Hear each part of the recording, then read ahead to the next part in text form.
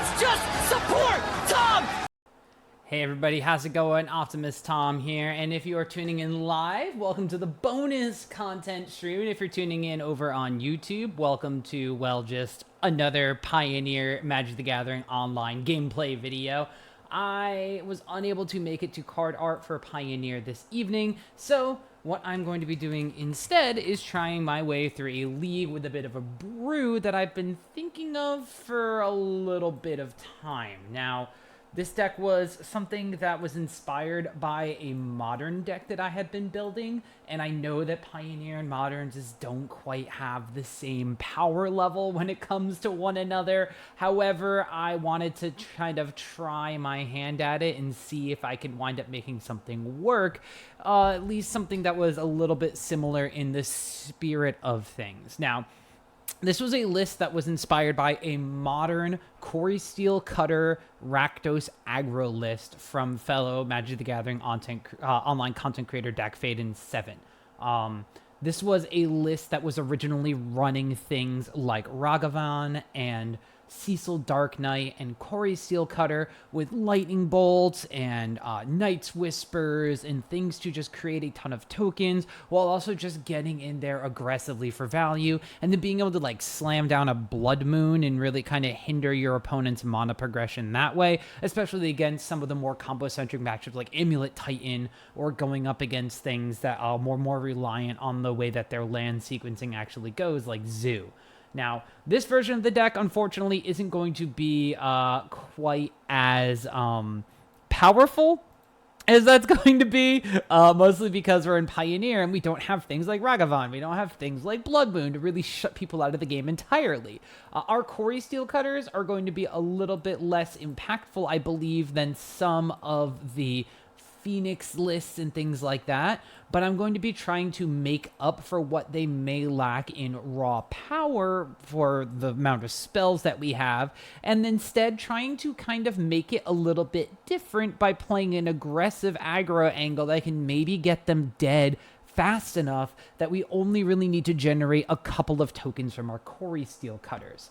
Now, one of the things that I really wanted to kind of focus down and kind of get into with this deck was still utilizing the core of Cecil Dark Knight. Now, we don't have the same type of Death Shadow kind of effects that we really care about like we would in Modern. However, Cecil is just a very powerful 1 mana threat that has been seeing play in different sorts of Dimir lists and some Rakdos lists and even Golgari lists in Standard and Pioneer alike.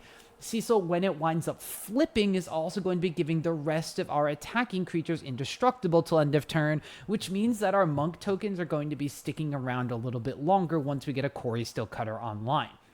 Now, the version of the deck in Modern was able to utilize a bunch of 1 mana aggressive creatures, and unlike, the rest of the Modern package, we had to kind of downgrade and temper our expectations a little bit, as well as go up the curve to kind of support Cecil. Now, Monastery Swiftspear or Soulscar Mage, I decided to go with Swiftspear since you'll see later on I'm not running a lot of burn-based removal spells, and we don't have access to things like Lightning Bolt, so we're not necessarily worried about shrinking things down and trampling over them. Monastery Swiftspear makes the most sense as one of the best aggressive 1-drop creatures in red that will work alongside all the different types of spells that we are going to be playing in our lists. Now, we also wind up going with Stalactite Stalker. This 1/1 menace creature has an ability that says at the beginning of your end step, if you descended this turn, put a +1/+1 counter on this creature, and then you can sacrifice it to give something -X/-X till end of turn, very similar to like a Bloodtithe Harvester effect.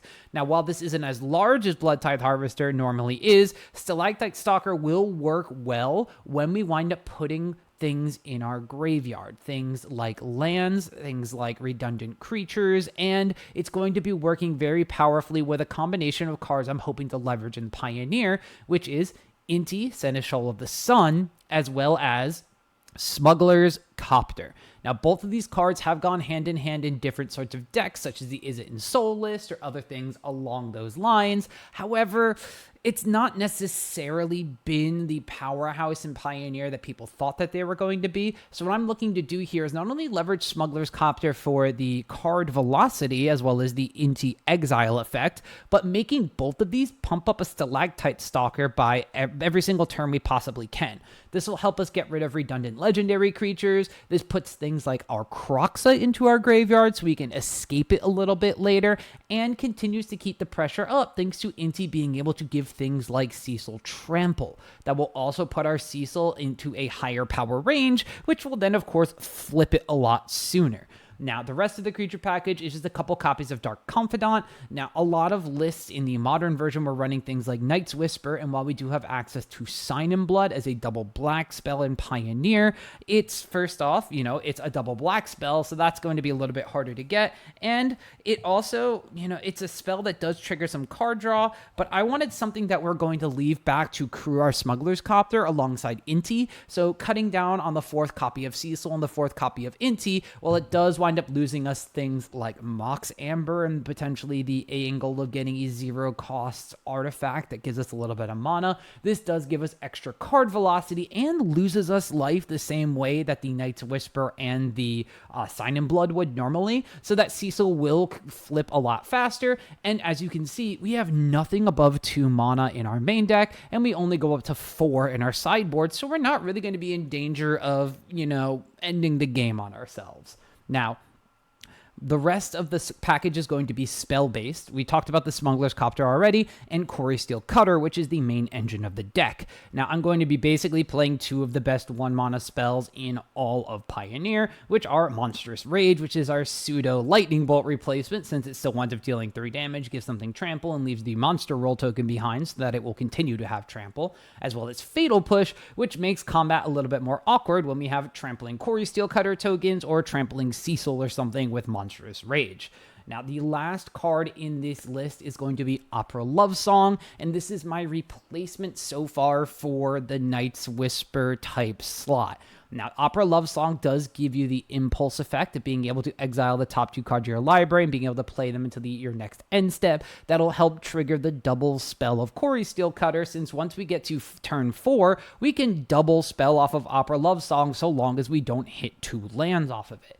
Now, this is also going to be a little more of a modal type spell, so if we get into situations where we don't necessarily want to be drawing cards and we just want to try to force damage and end the game, it's going to be able to pump up 2 creatures by +2/+0 until end of turn. So if we wind up pumping up a Smuggler's Copter because it's flying, or we wind up getting a trampling monster roll token on one of our creatures, the Opera Love Song could push through the last little bits of damage on our opponents.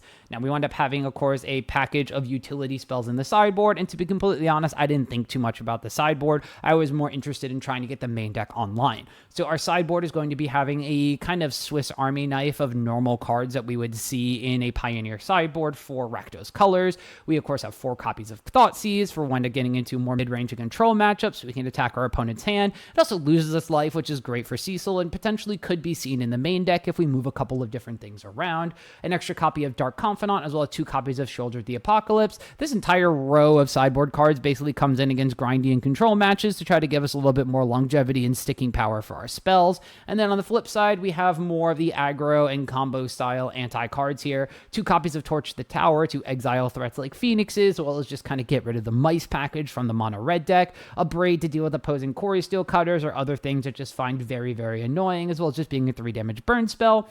Magebane Lizard for the Lotus Field style and the Phoenix style matches, where we can just kind of dome our opponents for as many spells as they want to cast in a turn. It's good, the Cori-Steel Mirrors, where we might take out some of our cutters and play aggro with Magebane Lizard. And then Damping Sphere, again, for the combo style decks, as well as decks that are running most importantly, Lotus Field. So these is coming in against decks like the Lumra deck and things like that, which will just ramp up the cost of their spells in combination with Magebane Lizard, making them take a lot of damage. damage. So this is going to be what we're going to be running with as we wind up hopping into a league. We have started our first game of the league, and we're going to wind up seeing what we have here. So we wind up having basically the curve that we want. We have Smuggler's Copter, we have Inti, we have Monastery Swiftspear, and Cecil. We are going to wind up being on the draw, so I'm probably looking at just playing Cecil on turn 1. Let's see here.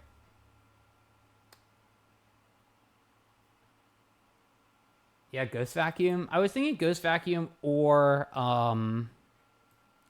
I was also thinking about playing Tormod's Crypt since it's just a 0-cost artifact. So let's see. Let's take some damage. Let's cast us a Cecil. They threw down a Sacred Foundry on turn 1. I mean, it could be a Greasefang deck, like Mardu Fang.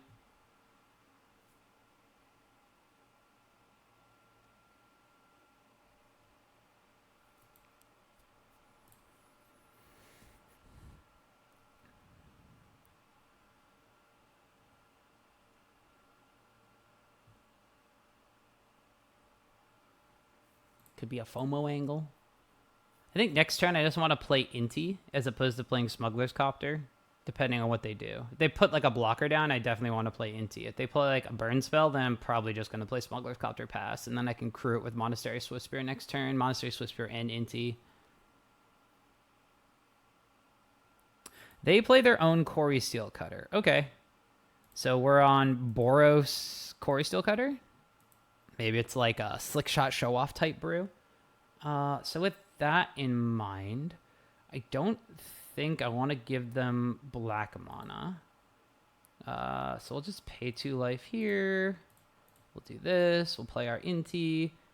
And we'll probably discard one of our Swiftspears. Because then if we draw Cori-Steel Cutter, we can switch Cori-Steel and then Swiftspear.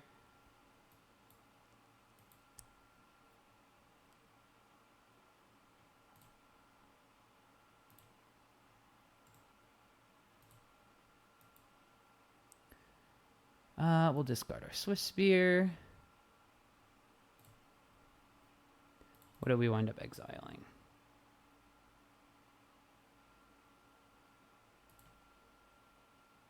We exiled a land. That's fine.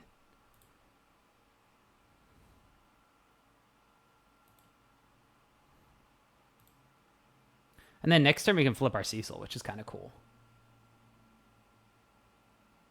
Oh, yeah, it could be Hammer. I forgot about Boros Hammer. It has been doing very well recently. I bet you're excited about that, Dane.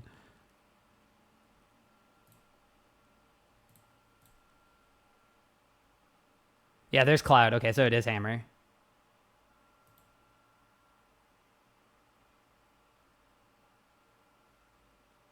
Yeah, reveal the Colossus Hammer. Portable Hole. Don't Portable Hole my Cecil.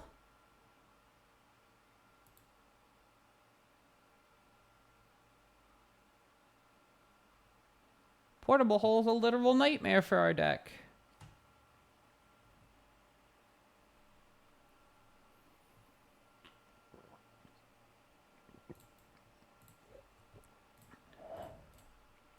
I guess they're really considering if they want to do Inti or not.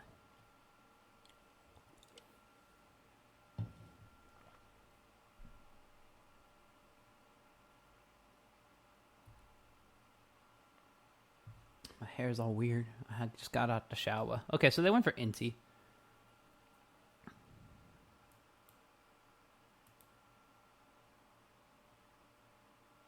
Oh, that's interesting.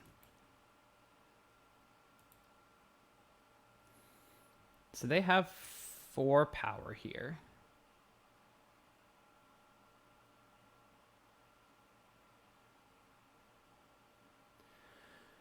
So what do? Do I attack? They double block. My Cecil dies.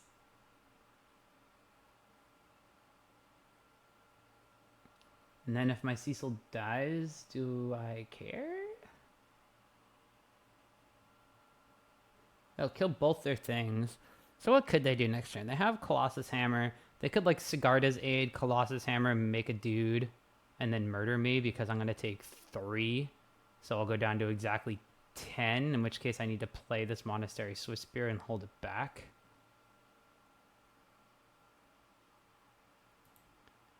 I mean, I didn't make this deck to not attack, so... And if they only chump block, then Cecil flips.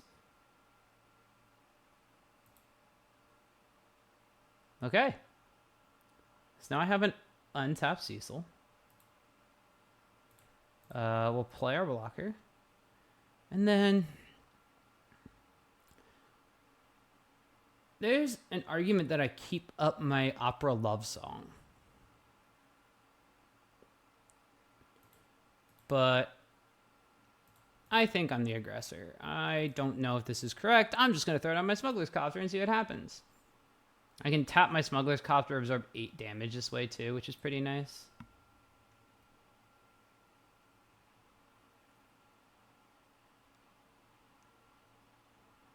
So they Sigard is aid and then hammer. Oh, are they going to have like the pump spell? Oh, Kembaka.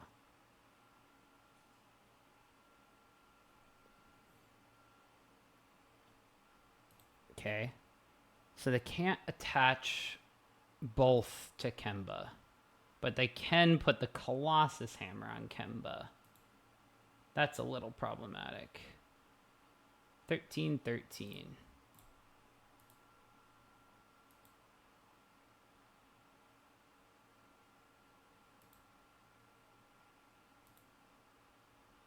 Removal spell? Well, that ain't a removal spell. Okay, we need to find a removal spell. So let's crew.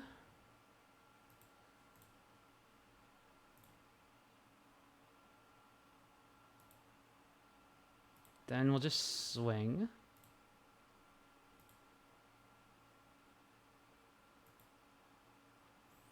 That is not a removal spell.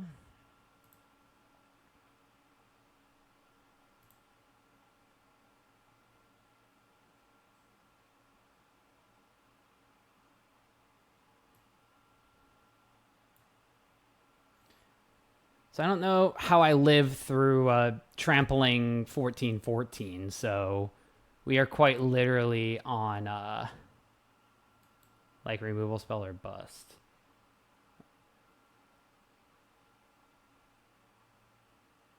Okay, I can just jump block here.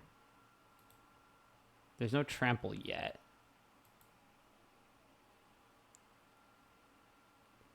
Let's gain some life.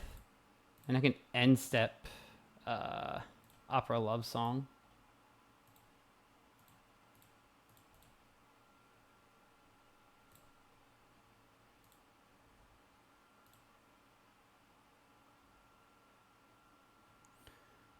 I'm very interested if that was their turn, why they didn't just equip the Cori-Steel Cutter.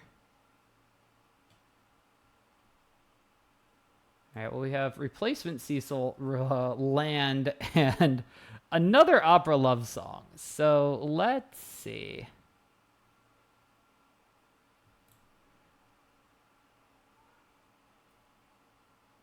I guess we'll just play Cecil.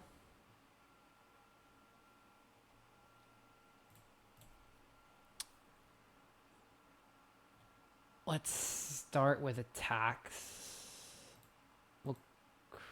No, we want to crew with the Swift Spear because that has Death Touch.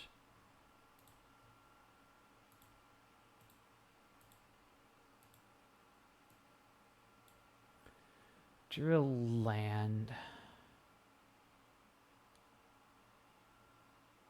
I guess this saves us life if we just keep this land, so let's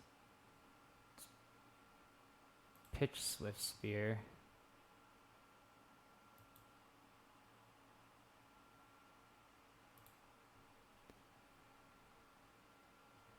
And play this on the red side. And pass, and that land goes away. Alright, we're on the same thing. We opera love song again. Oh no. Well, this is going to stink. I don't think my opponent remembers that this gives trample.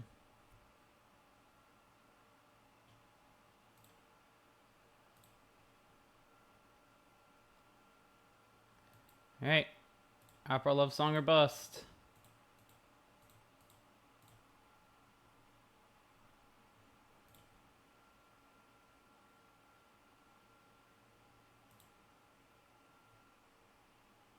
Let's go.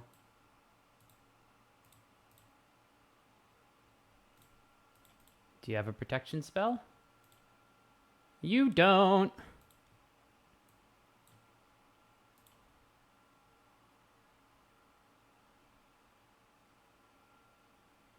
Gosh, gamer.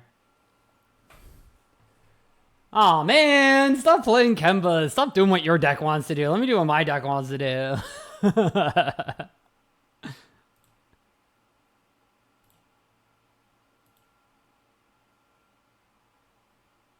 I thought we had an agreement here.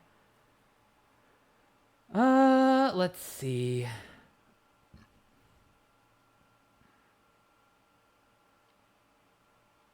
think it's Inti, Crew, pitch, Croxa, and then just, yeah, hope I find another, hope I find yet another fatal push in my deck.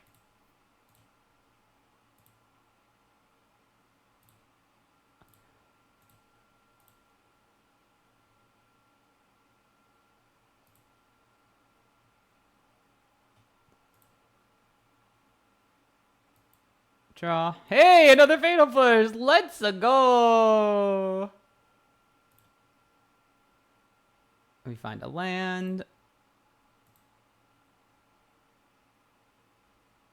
I don't want to put a counter on something.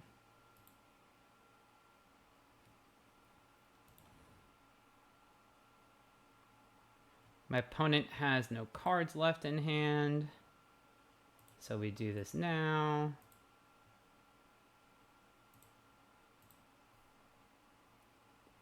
Let's ban Copter again. Yeah, it's just too good, man. It's just too good. I guess I'll just play this other Smuggler's Copter.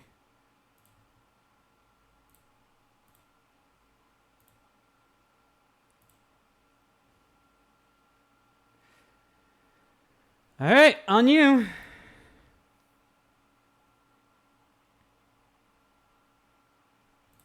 They had their 2 portable holes. It's only fair. They played a land. Can I kill my opponent?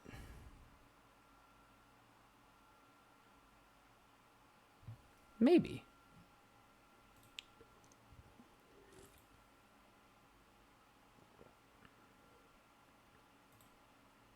I'm chill. I can Croxa, they take 3, and then crew both Smuggler's Copters. Yeah, I win. Right? I just win. Yeah, wild that the opponent had the game and just did not equip it.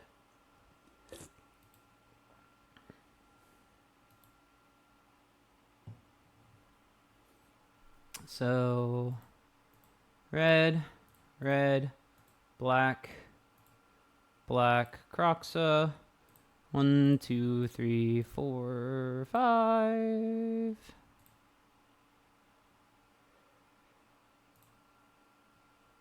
There we go. Awesome. We won that game because our opponent forgot what Cori-Steel Cutter does.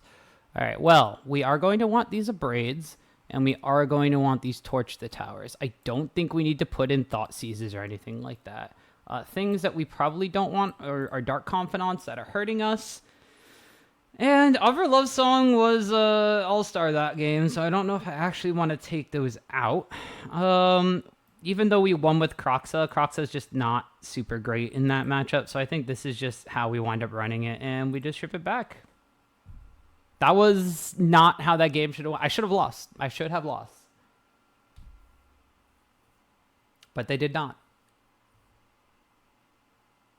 Yeah, I could argue for putting Thoughtseize in to get rid of their combo turns, but I want to try just playing the removal spells. I can respond to Kemba being equipped, correct? Let me double check what Kemba says again. Attach up to one target equipment you control of that creature. I don't know if I actually have the ability to respond to it, but I can kill the hammer with a braid.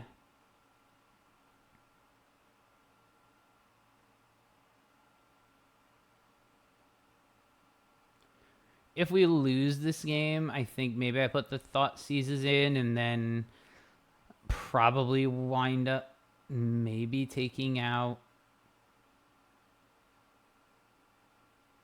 like a Stalker or two.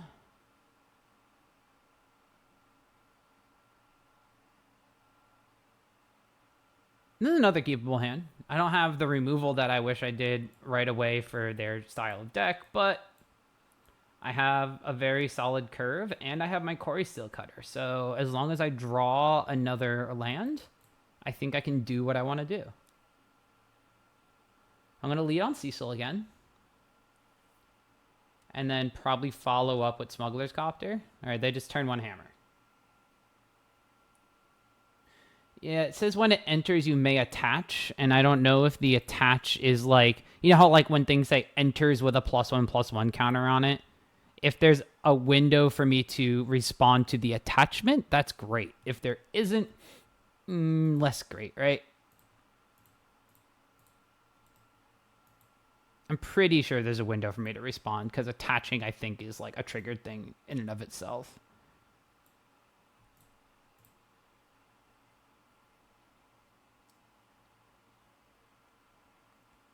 There's Kemba.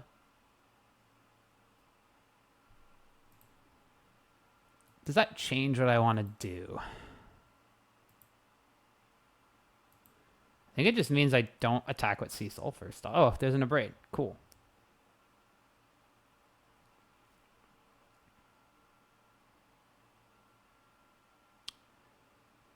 I guess I just swing an Abrade? It's like you play Hammer or something. Who would have thought? Hiya. Would you like to trade? Why don't you want to trade?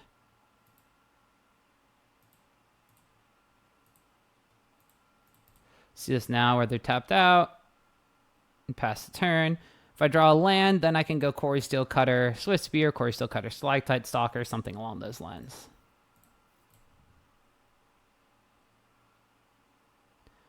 Shadow Spear? I don't like that. That gains them life. Oh, I got 4/4 lifelink. That's what I want my Cecil to do. Oh, this will flip my Cecil next turn, so I have that going for me.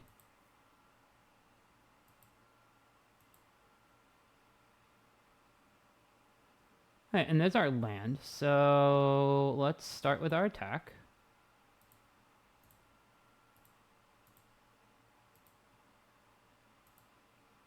Whoop.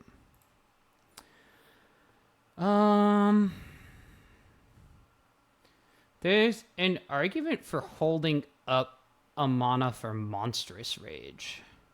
And Monstrous Raging my Cecil in combat. I think that's what I'm going to do.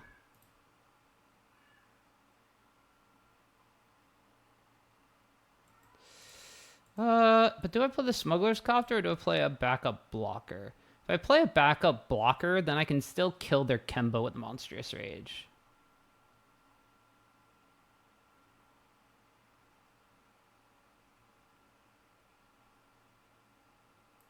I think I'll just play the Stalker.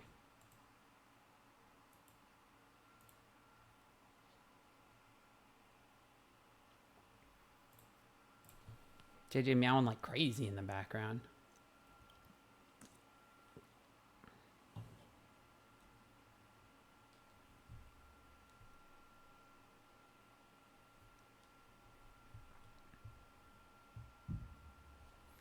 Yeah, I can still set up my Cori-Steel turn by doing Monastery Swift Spear next turn, which is why this is fine. I think it also makes it more awkward for my opponent. Okay, so there's the portable hole. So they're going to get rid of Cecil. And then they're going to attack, and I trade.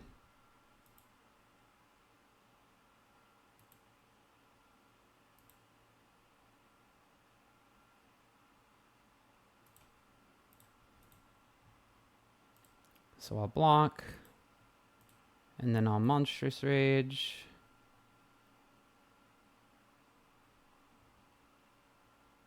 Better than Lightning Bolt.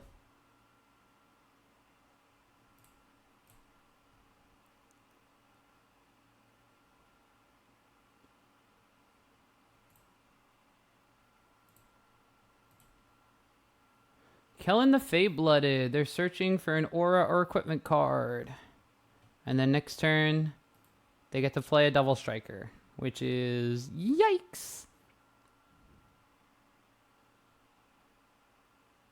Do have like a little weird sequencing thing where I don't get the prowess on my Monastery Swift Spear if I do this. I think what I may do is if I draw a land, I just go Cori-Steel Cutter, Smuggler's Copter. And then I can potentially draw something else to set up a Monastery Swift Spear turn. I can Swift Spear, crew the Copter. They have a Cori-Steel Cutter. Okay, well, now that it's a Blood Crypt, I don't know if I want to shock it in.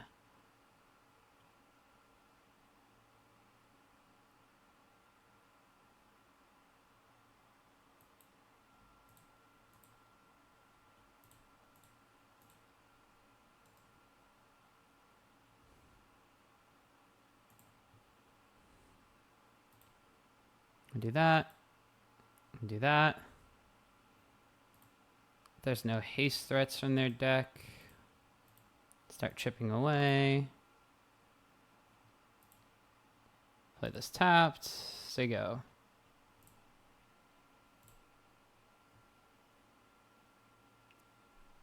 Can they find it? Oh, they can find an aura.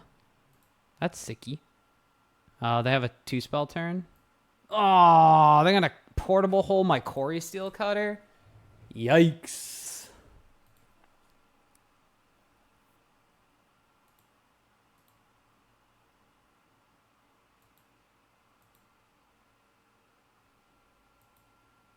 Yeah, Cori has haste, but I'm not like worried about them like popping off and killing me with a Cori. The way that like maybe if they had like exactly Cori-Steel Cutter, Sigardazade, Land Hammer. But now this is the little awkward part because I can't double spell. I can't crew the Smuggler's Copter now, basically, because I didn't play it last turn.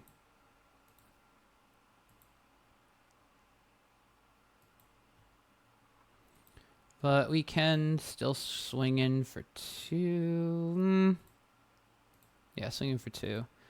I don't have a spell to trigger prowess to try to blow my opponent out, so I'm going to try to chip in and just make them think.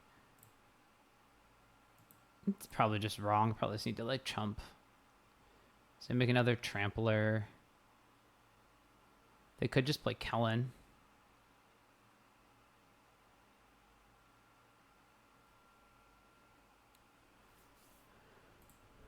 These portable holes are messing me up, bruh.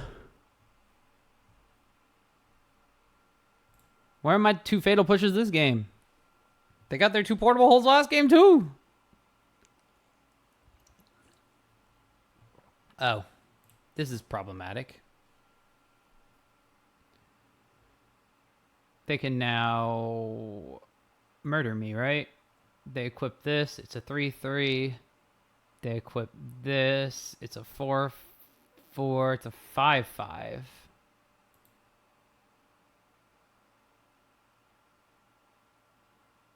Oh, they just have the 3rd portable hole. Okay, well, we lose that one. We can't beat 3 portable holes.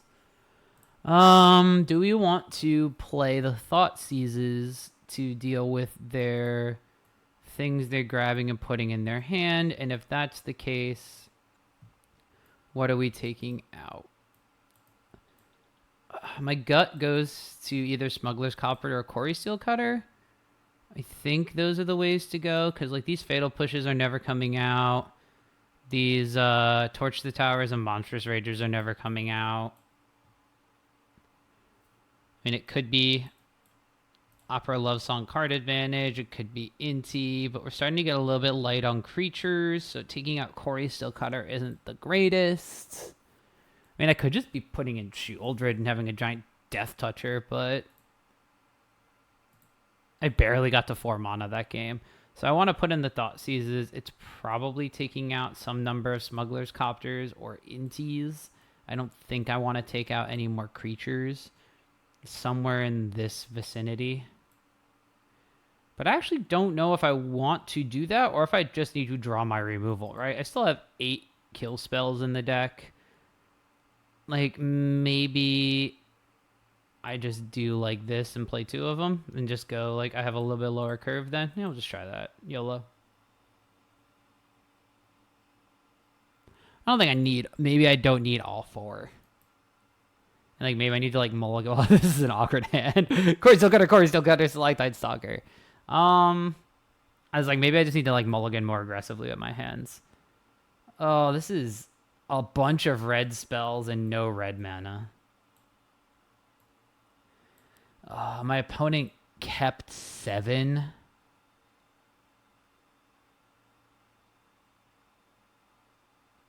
I can't. Oh, this is awful. Oh, this is how it ends. We go down to 4. Sure. Put back. Put back. Put back. Yikes. Guess we should have kept the first hand.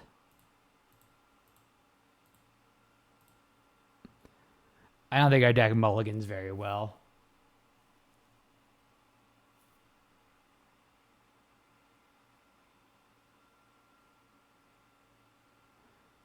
Is that a portable hole? Cigar does 8. Okay.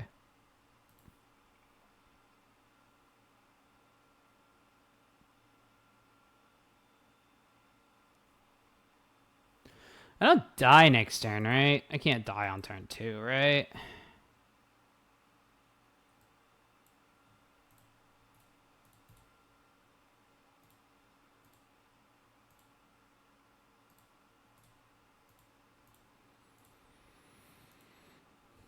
We have the makings of a thing. They play Cloud, and then they find Hammer.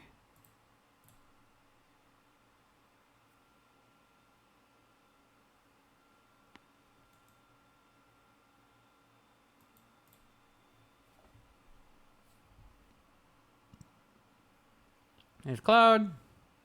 They find Hammer. All right.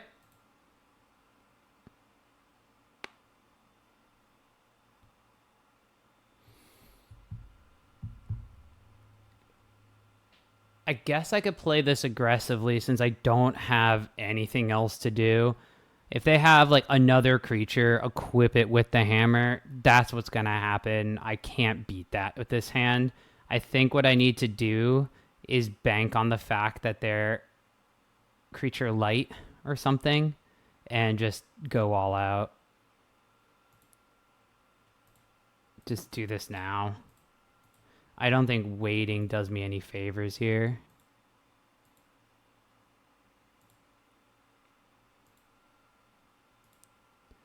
Like, I'm on a mulligan to 4. I need to kill my opponent or they're just going to murder me.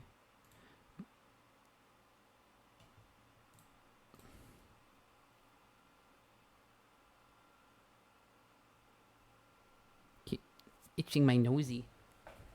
Okay, portable hole. Going after Cori-Steel Cutter. Checks out.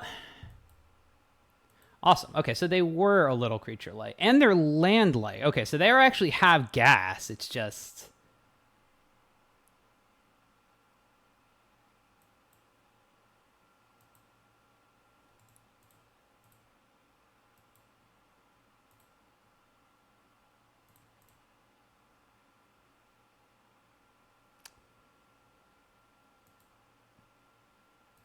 No, I want to put this on the Stalactite Stalker as Menace.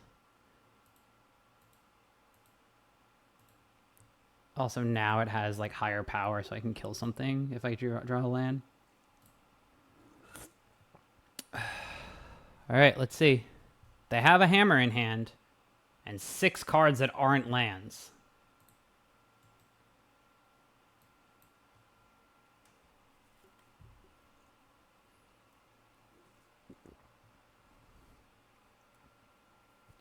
If they don't play 2 creatures, another Monstrous Rage is lethal.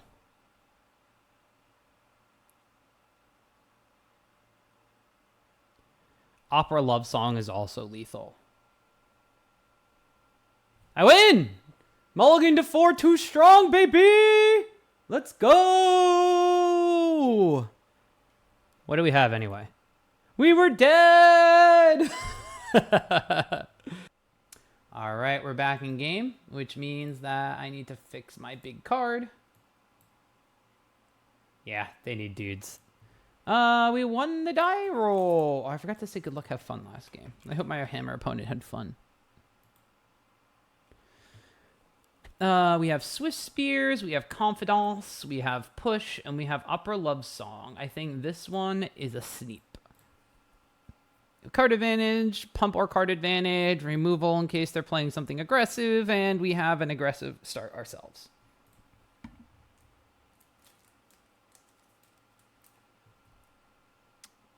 They also started with 7 cards in hand. Let's start with a Monastery Swift Spear, and I would like to attack you for 1. In paper, I just slam it down tapped. They're playing a Heartfire hero, and they want to attack us for 1. This is probably not the best spot for Dark Confidant. So what we are going to do is we'll play a Swift Spear of our own. We're going to... I think I want to get rid of the Heartfire hero. They follow up with a Manifold Mouse. It's kind of bad, but this is definitely a racing matchup, so...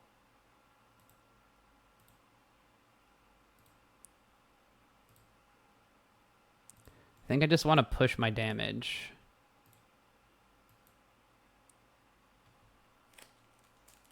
Maybe it's wrong. Okay, Hired Claw. Never punished. Burst Lightning. Always punished.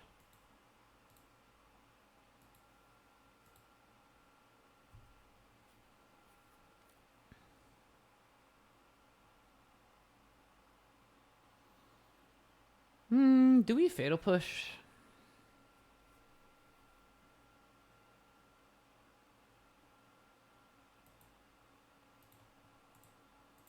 I'm racing.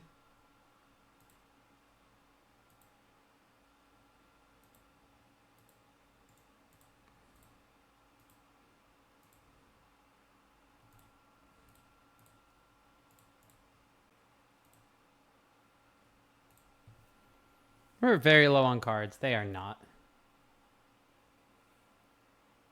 gonna say Screaming Nemesis, kind of bad.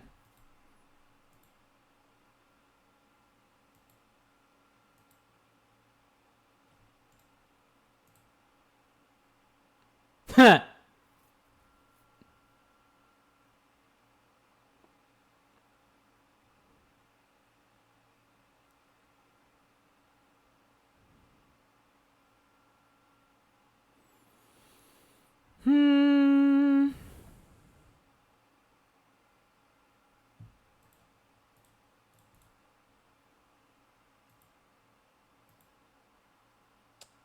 think I just do this and pass.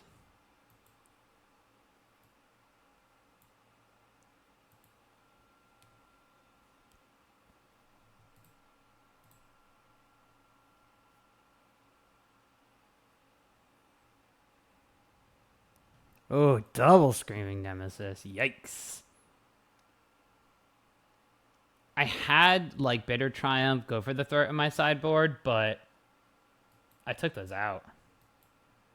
So I don't think I actually have anything against Screaming Nemesis.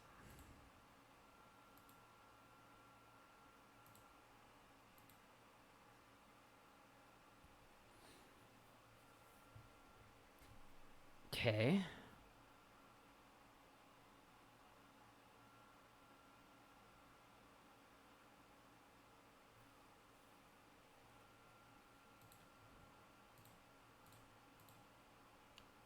have a Cori-Steel Cutter. Yeah, it's 3 CMC.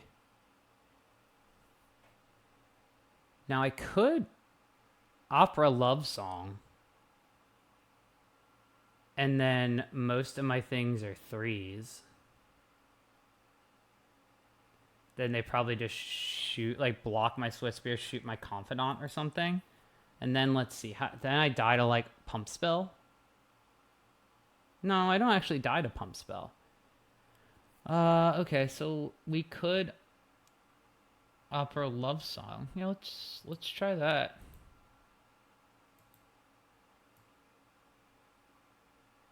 I hope this works the way that I want it to. It does not work the way that I want it to.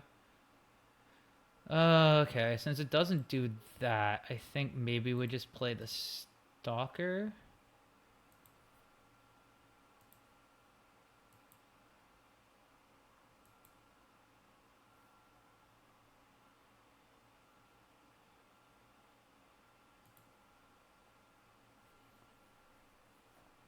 And then we can't attack. I think we're just trying to go wide now.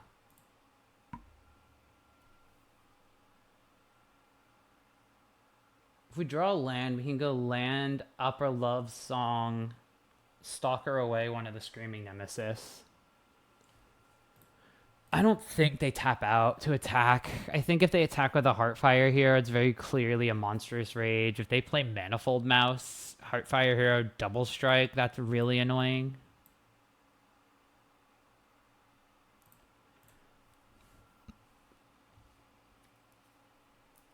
Yeah, ooh, with Offspring? Yikes, that's awful for us. So now they get a Double Strike Trampling 4/4. And they're going equally as wide as we are. That's gross.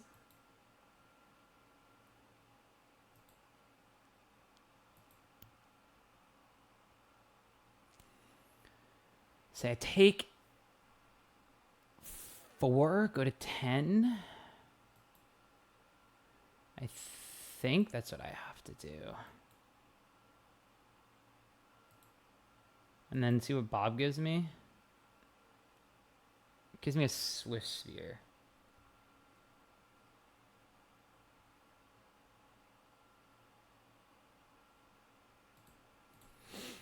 I don't know if I can win. This Manifold Mouse and this Heartfire Hero combo are going to murder me.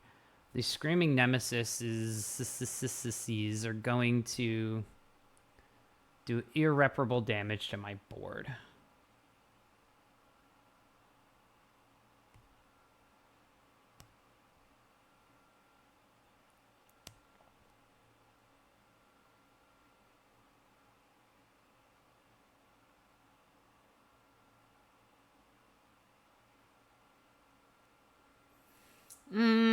I don't think I can win this game without my opponent making a mistake.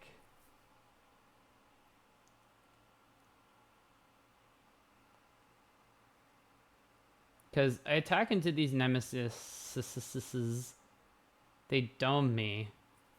I got a 3. And then like I could die to my own Dark Confidant. But I think we do this. I think we play Inti. And then we play our Opera Love Song. And we're probably going to target Dark Confidant and Stalactite Stalker.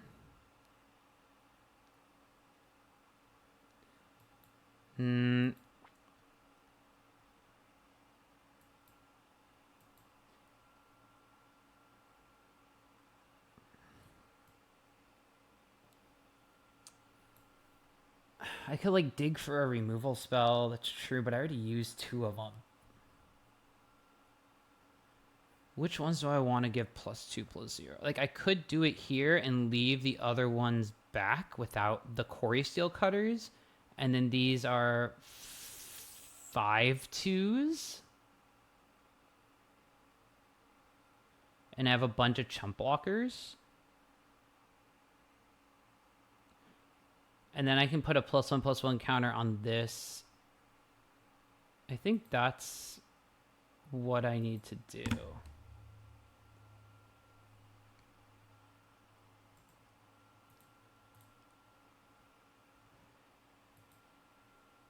So we put a bunch of things on the stack.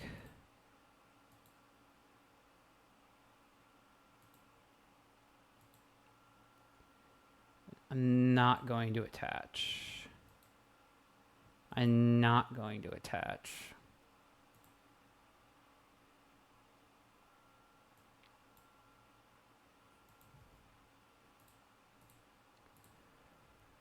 Yeah, I think this is it.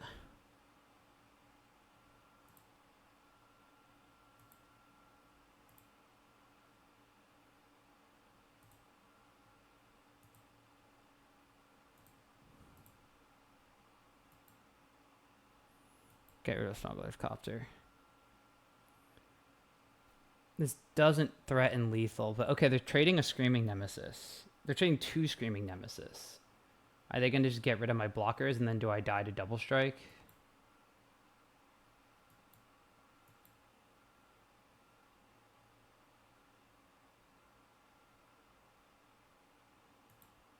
Doing it to me, doing it to me. Okay. All right, so this is going to be 6 altogether. 1, 2, 3, 4, 5, 6, 7.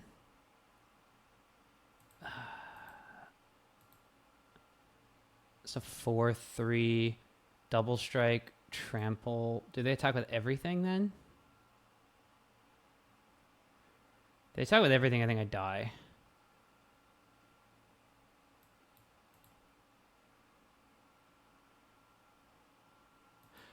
Oh.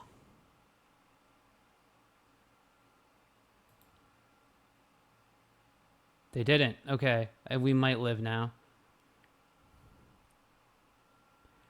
Alright, so there's 8 damage coming our way. So this is 2, 3,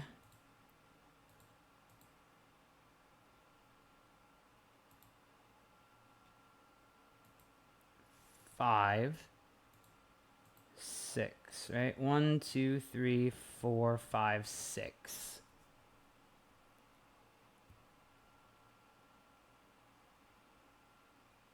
Eight damage.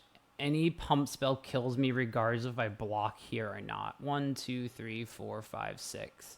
Can't beat pump spell. This does play against around burst lightning, but burst lightning also just kills me. I think I'm dead if they attack with all. Oh yeah, so they have removal spell. Can't beat removal spell regardless of what happens there. All right, let's bring in these Shieldrids. Let's bring in these Torch the Towers. And let's take out these Dark Confidants. And let's take out these Cruxes. And I guess we just call that a day. I don't really have a great sideboard plan against them without having, like, go for the throats and stuff. I could bring in a Braids. And then just take out, like, a couple Copters. Like a Copter and a Love Song. I think I just take out the Copters. Try it this way. A lot of the decks that I'm designing or thinking of just don't have great mono red matchups. Like, there was probably a world where I do that, only swing with the tokens, and then the Stalactite Stalker hangs back. And that plays around... No, the Stalactite Stalker goes up to... It stays a 1/1, goes to a 2/2. I can absorb 3 more damage. I'm still dead then. Doesn't matter.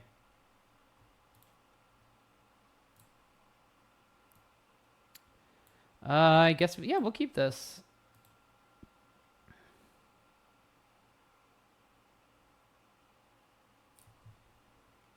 I was like going to check my watch. I don't have my watch on. It's charging.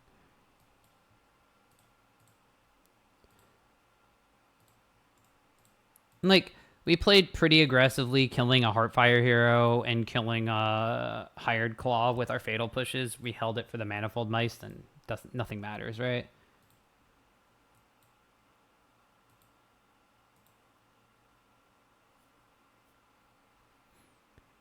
And like here, I could torch the tower this this Heartfire hero, but I'm not going to. I'm going to hold it up now for the Manifold Mouse.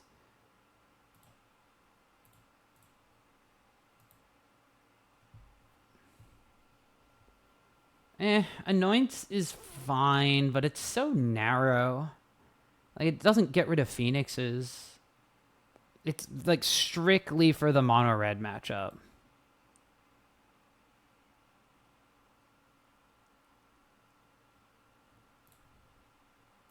You could just also play, like, Go for the Throats, right? I just don't have any of those right now in the sideboard.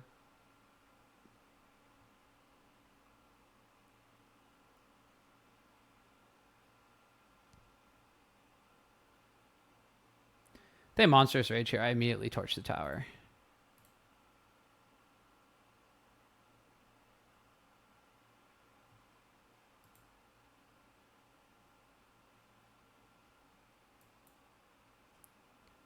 They're Burst Lightninging my Stalactite Stalker? That's rude.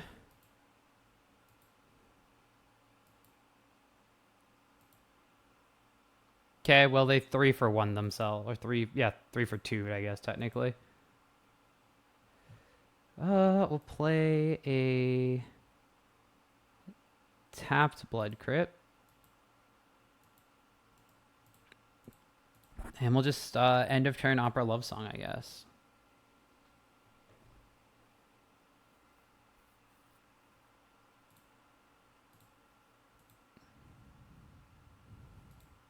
Now we...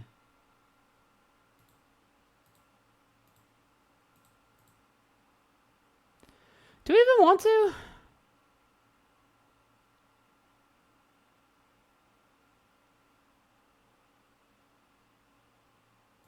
I don't think I want to. I have everything I need in my hand.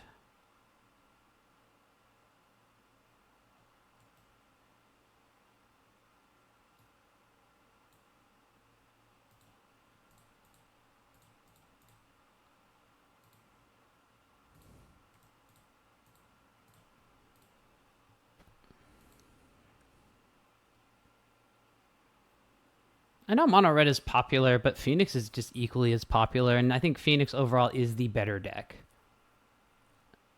So I think, like, for a league like this, prepping for Mono Red is probably the correct play, but if I were going to, like, an event or playing in a challenge, I think I'm prepping for Phoenix more. Mono Red is still very, very good. I just think Phoenix is the deck that the better players between the two given decks. I think Phoenix is the deck that people would rather play.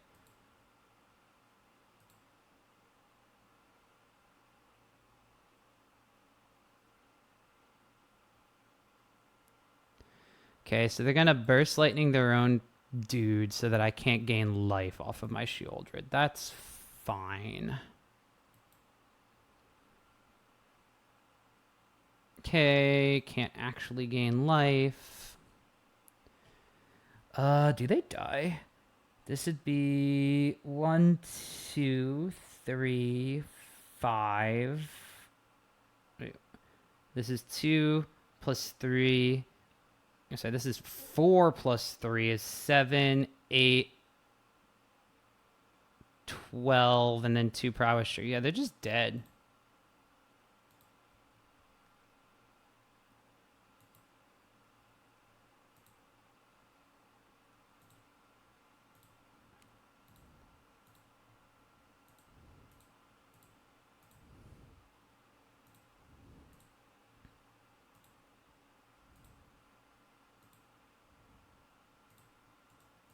No, comrade, we are the aggro deck.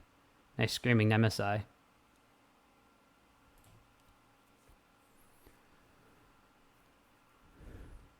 Alright, running back.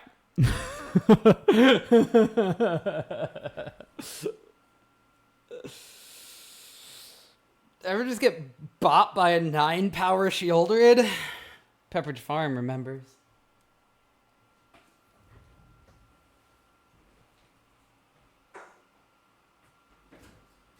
What do I want to drink? I guess I'll grab this.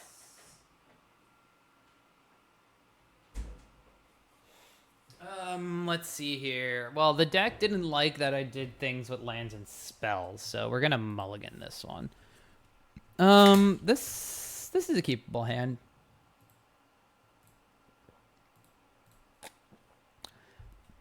I'm gonna put back the Smuggler's Copter, which argument could be made that then I just don't need it. Hello, Mr. Hail Claw.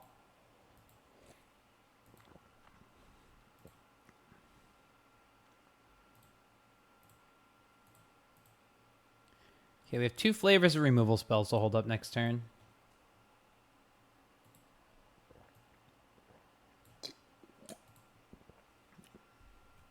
What time is it right now? Almost 9. Emberheart Challenger. Sick.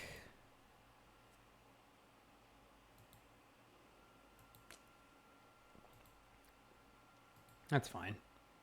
Ow.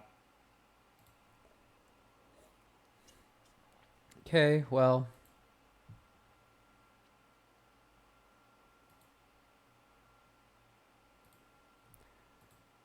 Exile that one.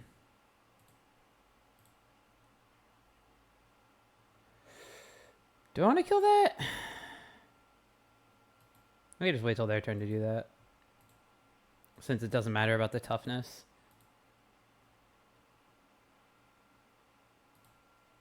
What I would like to do is draw land. That would be ideal.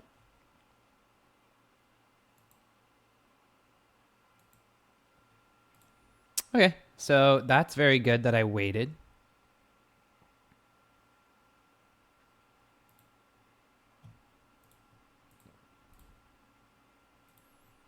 You don't have your Kamano. I'll take 2.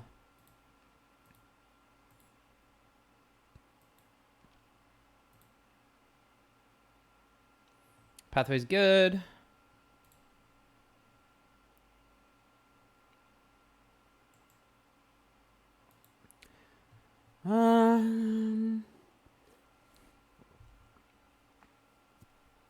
There are 2 cards in hand. I think I just... Do I braid Monstrous Rage?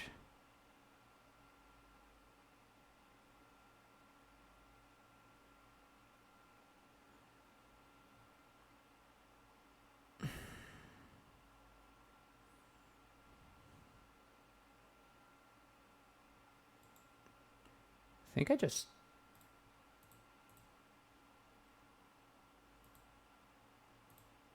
Let's do this now.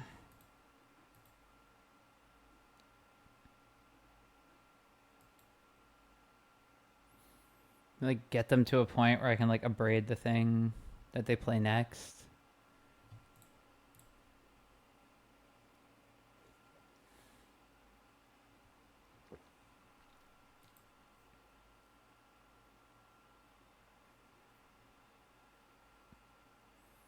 They just animate Mutavault and swing, then I kill the Hired Claw.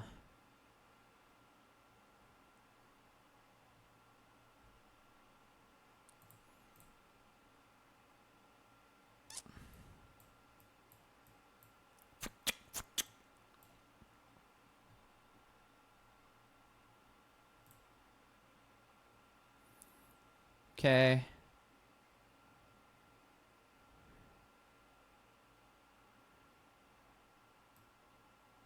I haven't lost life yet this turn, so before they go to combat, I'm going to kill the bigger one.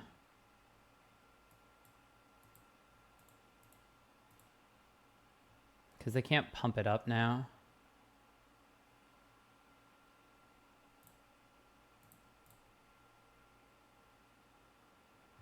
Oh, that's a little problematic. I've lost me only creature.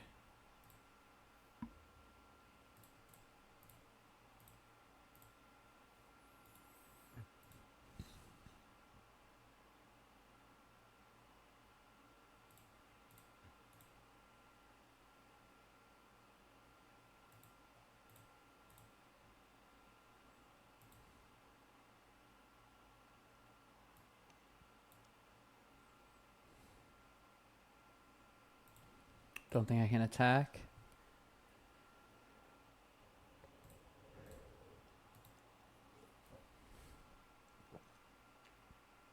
That's yuck.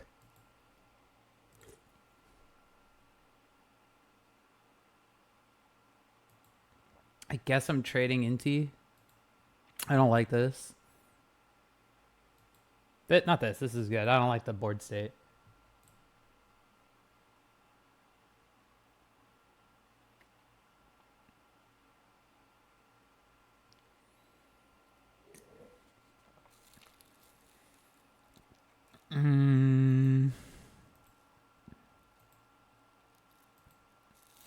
These braids are great against Hammer, but would really rather have them be go for their throats right now.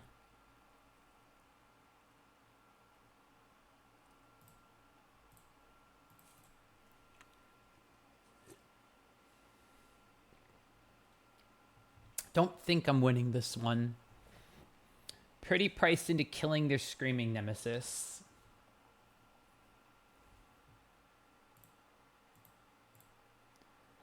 Reckless Rage would be like Reckless Rage here and then kill the thing would be cool.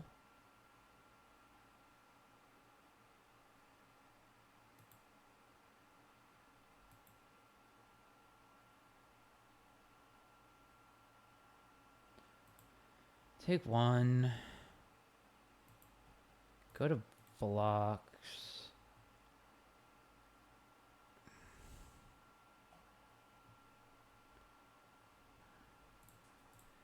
They have Monstrous Rage here. Okay, they're putting a 1/1 counter on it.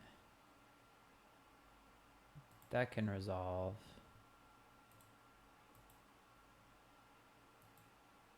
And then, like, I have to move first. And if they just have a Monstrous Rage, I'm just... No, that's okay. Do they hit me? Or do they kill my Swiss Sphere? They hit me. Swiss Sphere stays alive.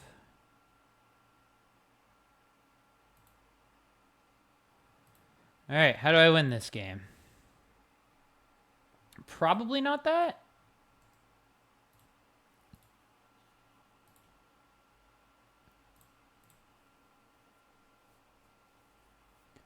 I don't think I do win this game. They get to Rockface Village here, animate Mutavault, and then I'm just dead.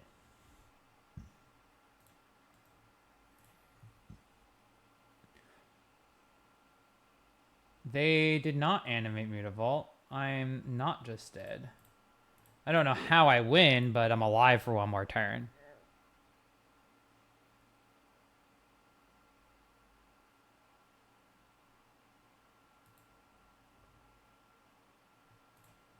Here you go.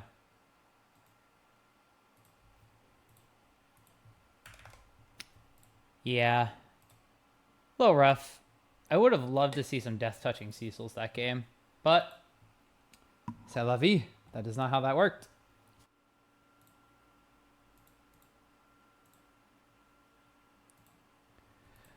Izzet.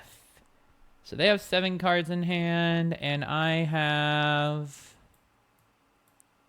no 1-drop. I have 12 1-drops. I do have Cori-Steel Cutter. I have Inti. I'll keep. I have a removal spell. If this is like another pump spell, I'd probably not keep. But like I can just go like, if they play like an Azorius color land, I tap Blood Crypt, Inti turn 2, Cori-Steel Monstrous Rage, or Cori-Steel Fatal Push. Oh no. Am I playing against the Lumra Landfall deck?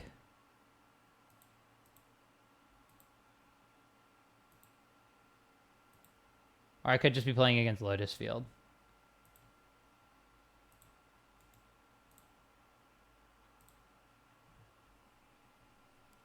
I see Simic colored land, and I'm just like, well, could be Bant Control. No, I'm playing against Lumra Landfall.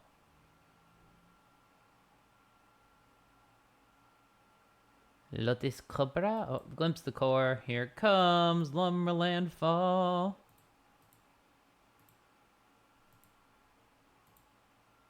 This is where I want those Damping Spheres.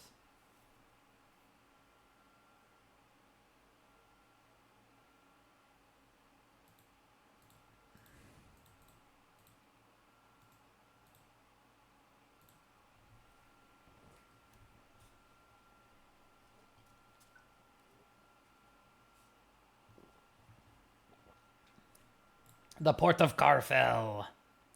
And the stock up. So I need to play super aggressively. So my turn is Cori-Steel Cutter, Monstrous Rage. Monstrous Rage Inti. Discard Fatal Push. Throw a card away.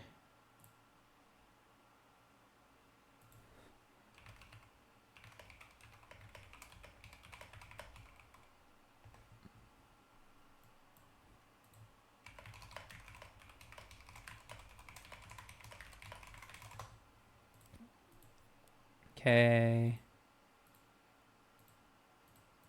Play the Cutter. Monstrous Rage on Inti. Cori-Steel Cutter goes on the battlefield. Yes, we want that. Okay. And then move to combat. Attack these. We are going to discard this Fatal Push. Probably want to put this +1/+1 counter on the Inti. Oh no, I want to put it on the Monk. I forgot it already has Trample from the monster roll token. Minor punt.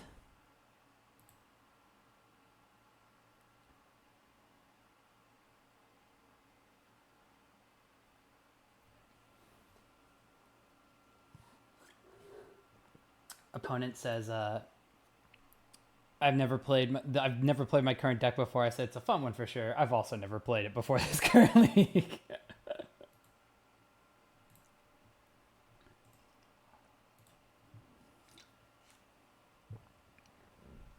I should have put the counter on the Monk token. They don't really have damage-based removal spells or anything like that. They also don't have card draw spells, so I don't think I'm bringing in like Shieldred in this circumstance. Another Monstrous Rage here would be great because that would be 3, 4 here. So it's 7, 8, 9, 10, 11, 12, 13 exactly with the Inti counter. Okay, well...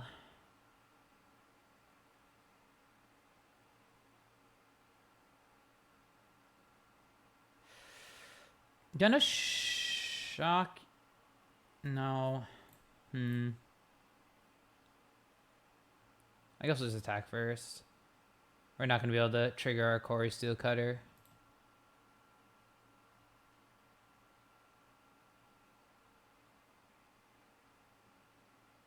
We're gonna Otawara the Inti. That's extremely problematic.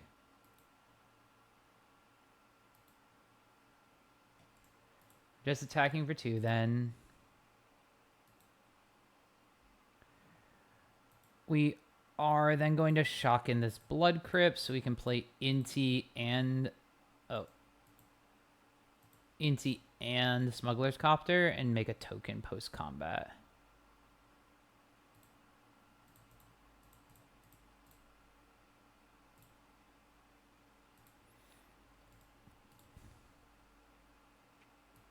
Sure, we'll attach it.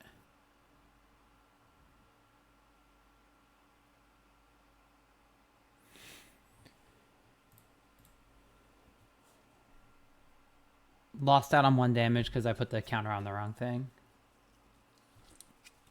Lumra? Lumra!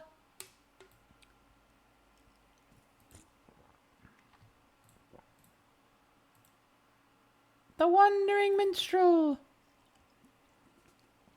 La la la!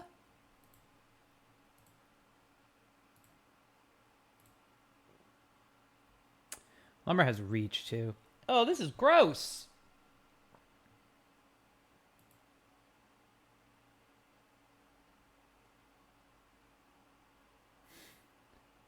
Okay, let's do something fun.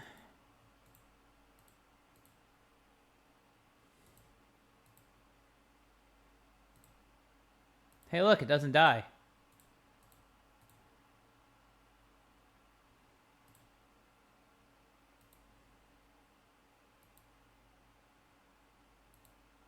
Hey, look, it doesn't die.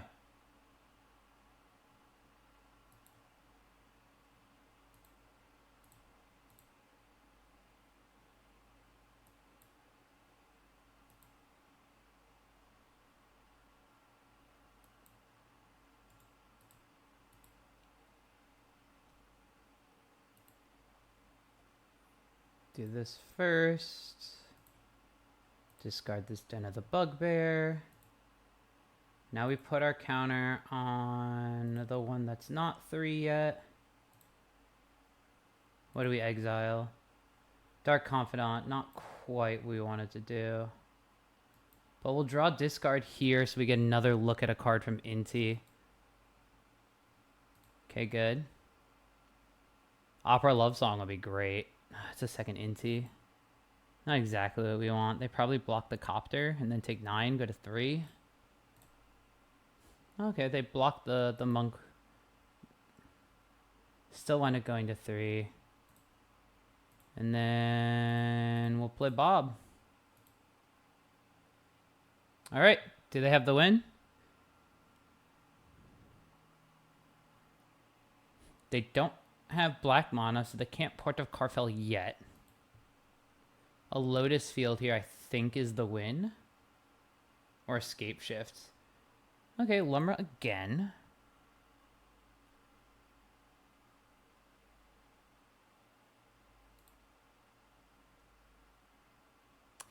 Oh yeah, there's the Lotus Fields. I think I'm dead now. We got close.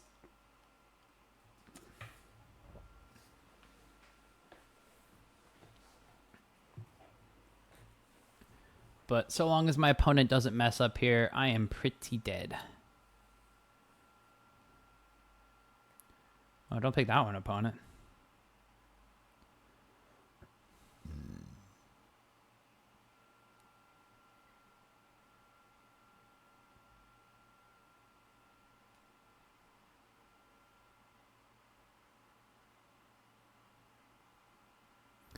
Do I have another Lumra?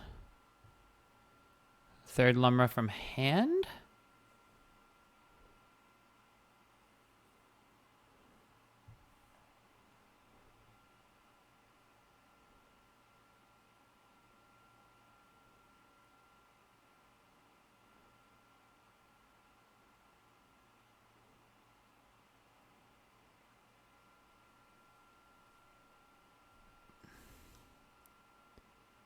Lumra from hand?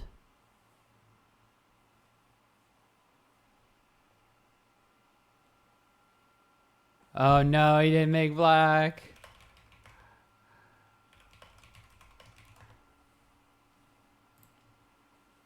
Oh, I made the wrong color.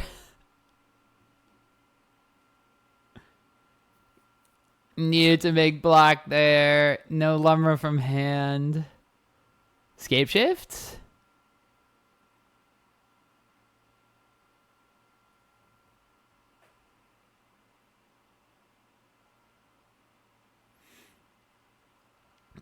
I don't think he's dead. If I don't... Oh, there's the Thassa's Oracle. He has Thassa's Oracle in hand, just not going to do the winning thing. Yeah, so I'm not dead. I should be, but I'm not.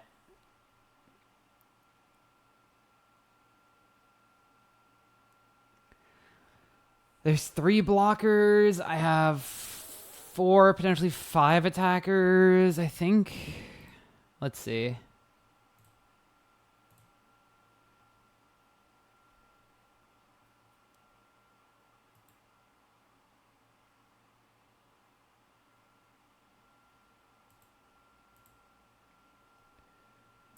Play the Cecil Dark Knight.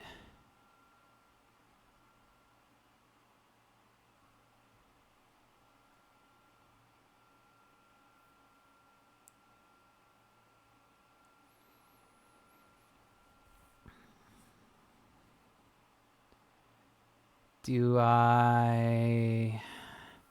If I crew the Smuggler's Copter with Cecil, I have 1, 2, 3, 4, 5 attackers.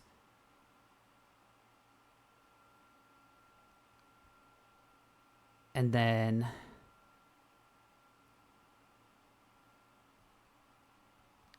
whichever one they don't block, and Monstrous Rage for lethal.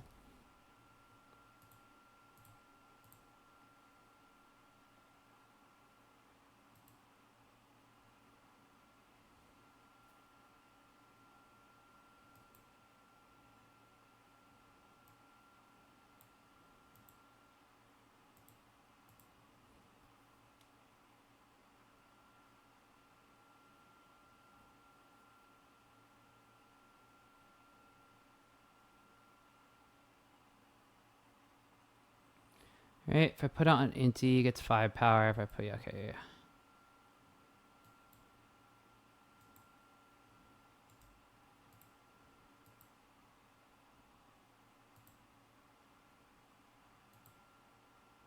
Sure. Draw a card. Discard a card. What do we see from Inti? It's a land.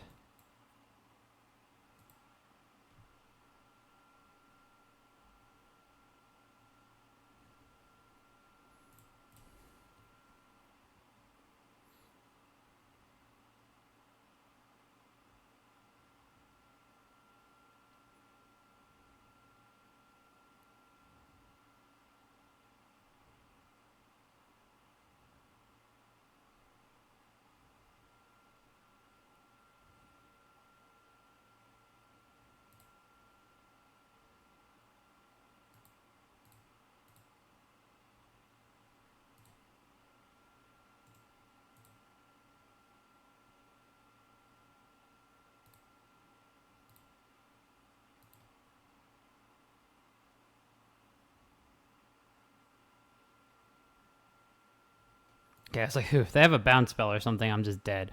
All right. They're not really drawing cards, but we want these Damping Spheres. We want these Magebane Lizards. What else? I want these Thought Seizes. Okay, so we have all of this stuff. Why is there Smuggler's Copter over here? Okay, so these are not good right here. These Fatal Pushes, get these out of here. They can have their Wandering Minstrel. What else do I want to get out of here? I need to get rid of 4 different things. You know, Dark Confidant actually might not be awful. Maybe I get rid of 5 different things. Cross is okay. They discard lands. I don't know if them putting in discard spells, like that's probably the way to go. And then like maybe Smuggler's Copter's just too slow, so maybe I just like take out the Smuggler's Copters. And just keep the other Dark Confidant out. I think maybe this is what I do. Oh, is there anything else that's too slow? Is Opera Love Song too slow? No, I'm playing aggressively. This would be great with a Cori-Steel Cutter turn. I think I'm just going to say, like, Stamping for a Cori-Steel Cutter. Is this too much of a nombo for me? Like, do I take out some Cori-Steel Cutters because I'm putting these in?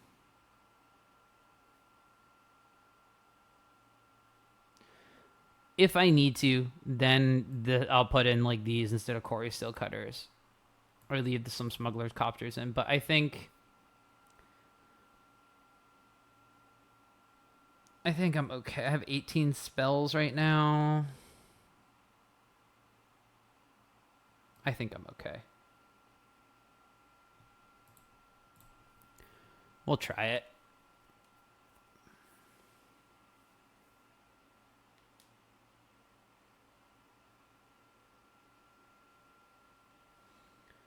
Might be the last game of the stream for me. Maybe I could sneak one more in.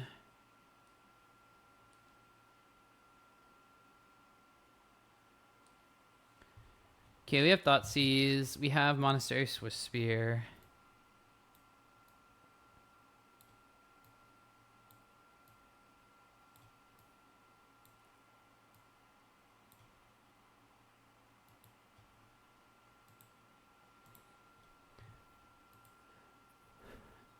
They're gonna like glimpse the core. Just fine. Get us to 3 lands. Think I want to just set up turns of multiple damage so I can like Swiss Sphere Thoughtseize next turn.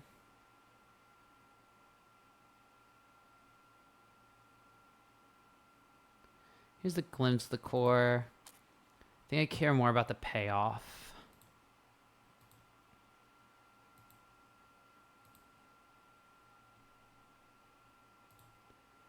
Okay, we'll play the Swiss Spear.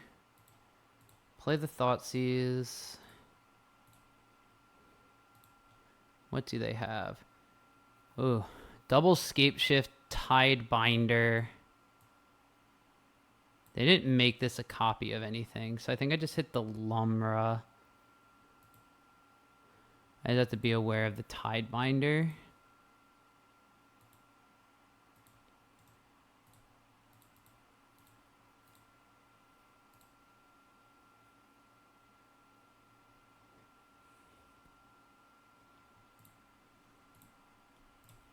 No mono, no. Okay, there's mono number 4. Glimpse the core.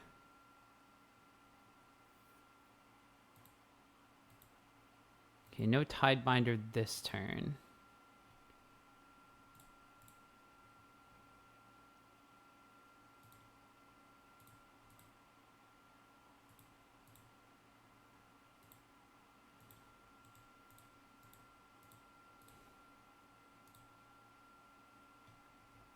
It's not quite an aggressive enough start.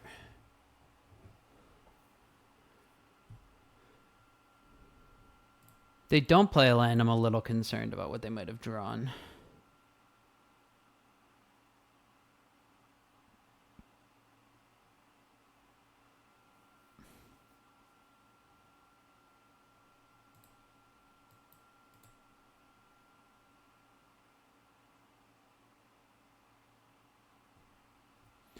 Thinking about escape shift here.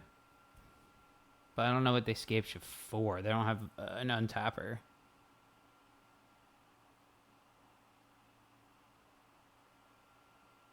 Okay, they're gonna bounce their Echoing Deeps. That's what they're gonna do. And then they can make a copy of their Port of Carfell. It's fine. All right, now let's see if they Tidebinder my Dark Confidant.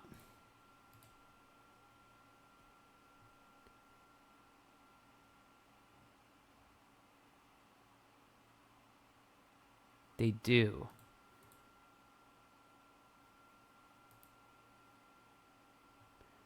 That's a little awkward.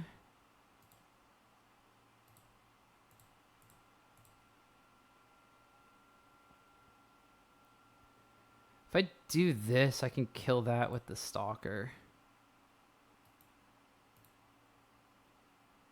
Okay, they're just going to trade them off. That's fine.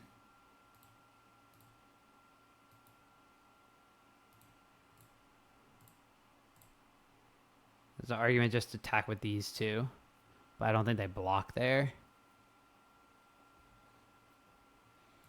Okay, so there's an Echoing Deeps in their hand.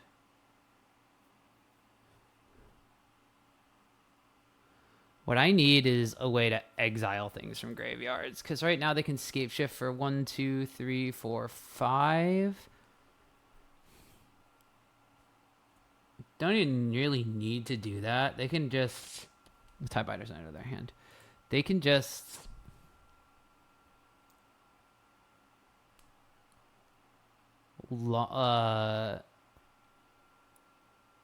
scape shift away 1 land for a Lotus Field, and then play the Echoing Deeps, make a copy of Port of Carfell.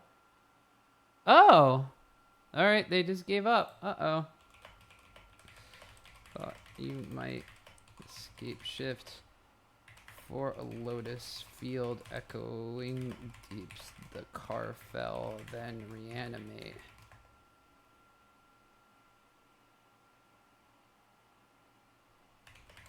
The rest of the league. All right, well, our opponent stalled out there, I guess.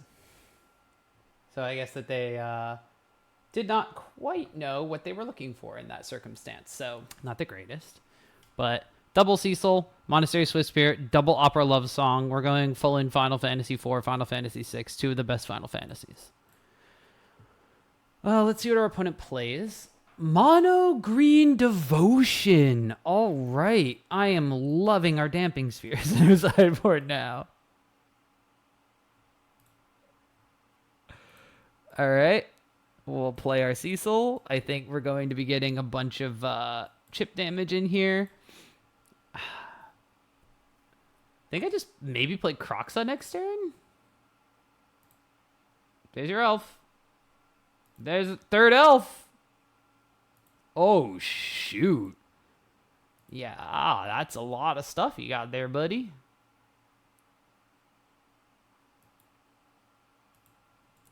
You want to block with some of them? Haha. You want to block with some of them our devotion pips? Oh, you're no fun. We'll go Croxa.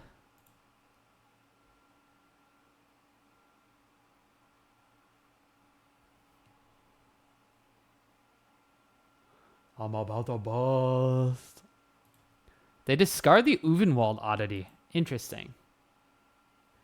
My favorite aspect of Pioneer is no Modern Horizons cards. The fact those cards are missing feels like the deck is appropriately scaled. Yeah. No, it 100% does. I'm just saying, man, I wish I had some powerful cards, right?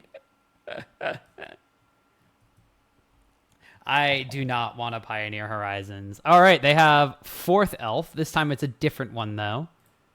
All right, 4 Devotion. Old Growth Troll. Pretty good.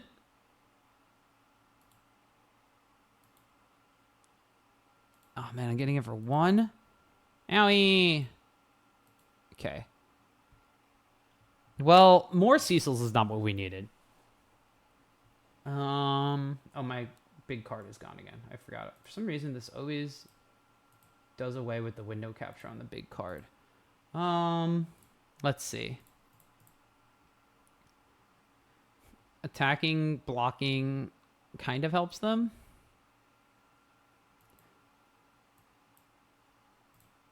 Maybe they just decide that they want to, like, get a little more aggro. Yeah, it's looking like that. I'm in a spot where I could play another Cecil. Just have a blocker.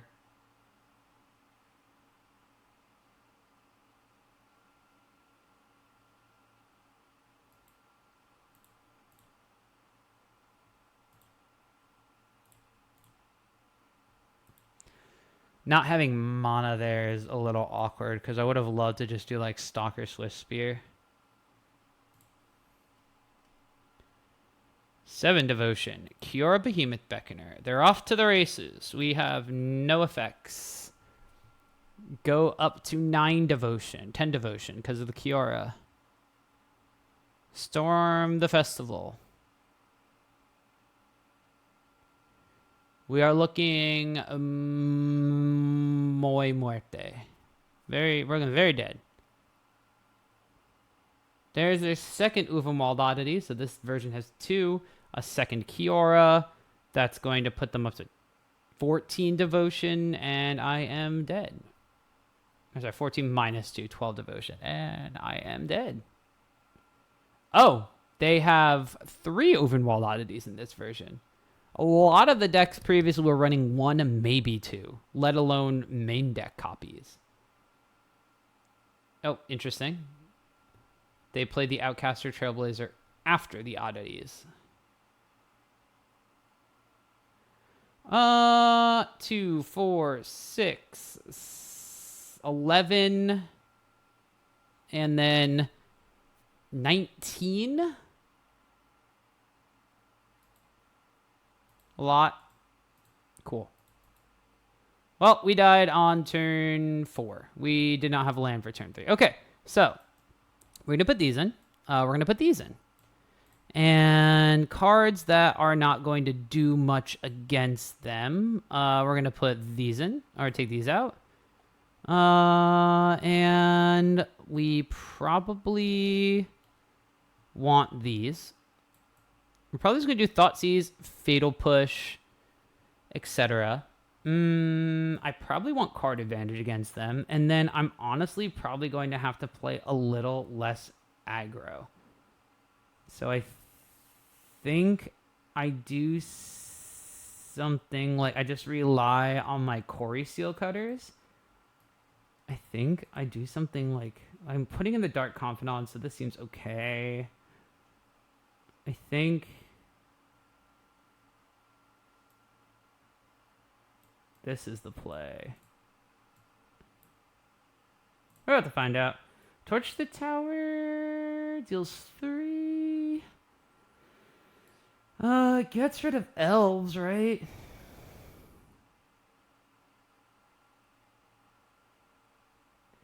doesn't... I mean, it gets rid of the troll if I tag it. I guess we'll just do that. Take this out and then take out one of these and just play it this way. See how it goes. Pioneer Horizons make me leave competitive Magic. I just want one non-rotating format that isn't having cards printed. Skip standard.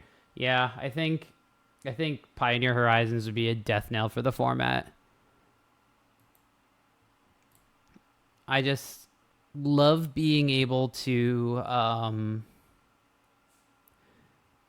just love being able to play with old standard cards too. Like, it just seems like a pillar of the format, like something that like you wouldn't have Pioneer without. I know people that feel that way about like Treasure Cruise and stuff too.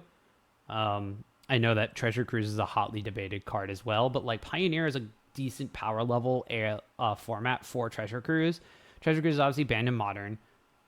Cruise is like the only format that it can see play is Pioneer. All right, so they mulliganed down to 6 and then immediately started with a Leyline of the Guild pack. So I'm going to turn 1 Thoughtseize them, get them down to 4. Cetizen Petitioner. Gain life equal to your devotion to green. I'm fine with that. I'm tempted to... So they have Nykthos, and that's it. So I'm just going to get rid of their mana production.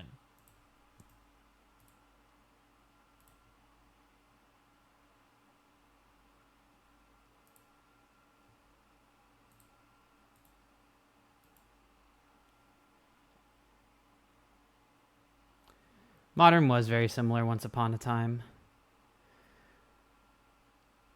Okay, now I might do... I could do Cecil, Stalactite, Stalker, next turn Thoughtseize them, because I know that they don't have much.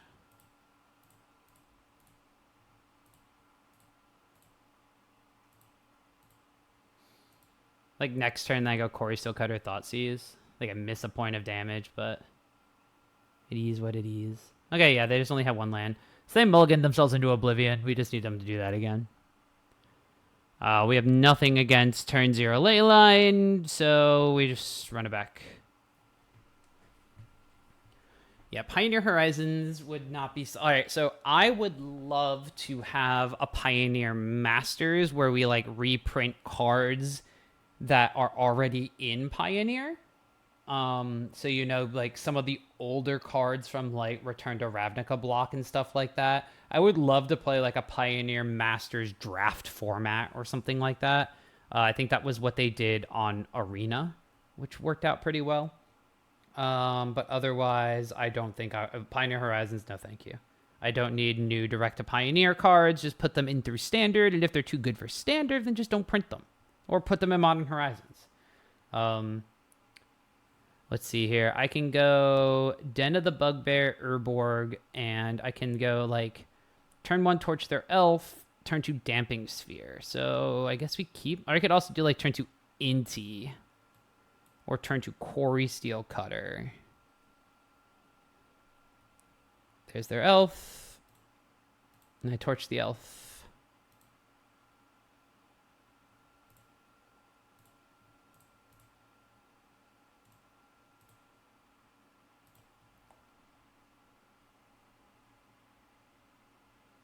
Well, they have backup Elf. Can't do much about that. What does their turn look like? Their turn may look like... They could play Kiora. They could play a Troll, I think. Because they could just have Boseiju in hand. They take a turn Boseiju-ing my Damping Sphere. That fixes my mana.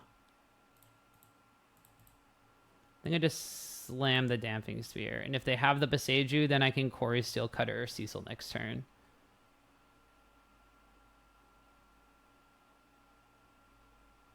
There's the Kiora. Untap. And that's all they get to do. Sick. Oh. Brave soul. Okay, Swamp's great. The only downside is, like, I can't double spell now unless I were to play 2 creatures, which is what I might do. The other thing I can do is set up double spell next turn if I draw a land. If I don't, then I could... So I could Cori-Steel Cutter now and then pass the turn. I could also Cecil Stalactite Stalker and pass the turn, which I think is the better play.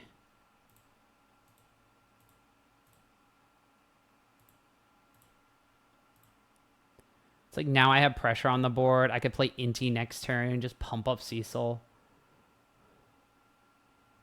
What 4-drop are you playing? Or is this just like Polukranos? Last few standard sets have been powerful enough to have some influence on monitors has been nice. Yeah, especially like Cori-Steel Cutter, right? Like that's the big one. Okay, they get to draw a card. Gonna untap a land. Don't know why. Unless they have Boseiju. Because now they have a legendary creature. I don't think... Does it reduce... Oh, I forget if it reduces for planeswalkers. Yeah, you can't do that, friend.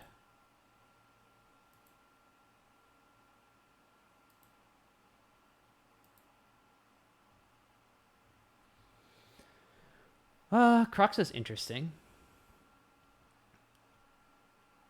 I think I still just go with... Yeah, because like, this is awkward. Maybe I should have sideboarded out the Coris. Okay. So we'll do this.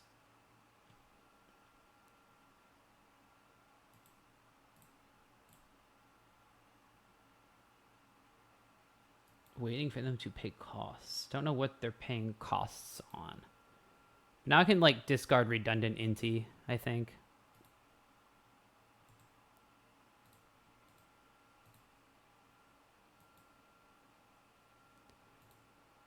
Yeah. I will discard redundant Inti. And I will put this on the Stalactite Stalker, which will then threaten to kill Kiora next turn. Tail Swipe. Okay. That's what they had. That's fine. I found a land for turn. Do you want to trade your Polukranos for my sea? Okay.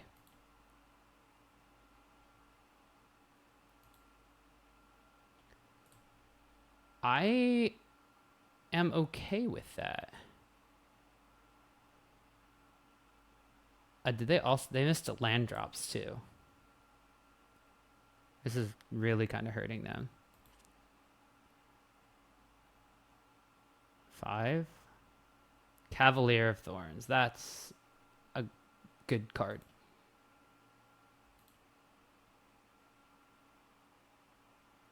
Storm the Festival is in the graveyard. If I draw land, I can activate Hive. Okay, redundant Inti is not it.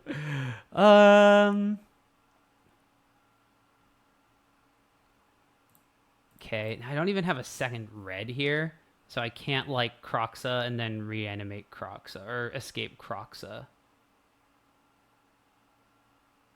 So this is starting to rear its ugly head.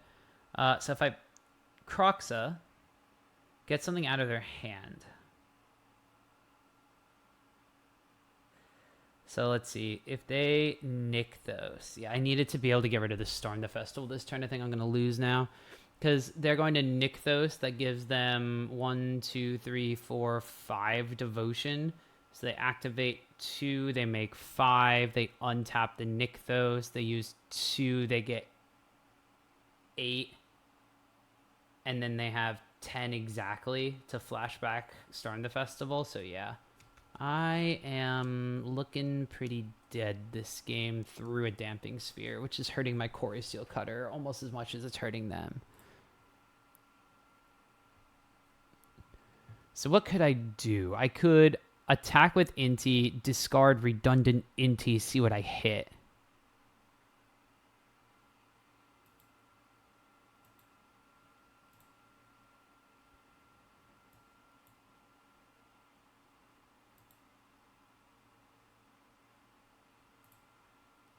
So many Intis.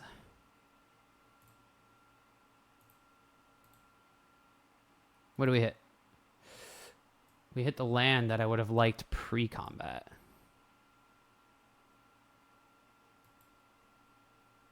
Okay. Now we'll play this on red. We'll do... Come on.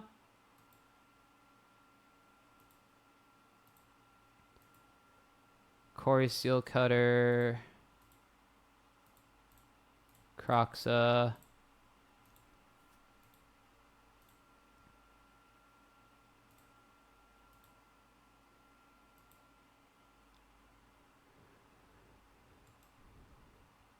Discard another Cavalier of Thorns. Okay, maybe...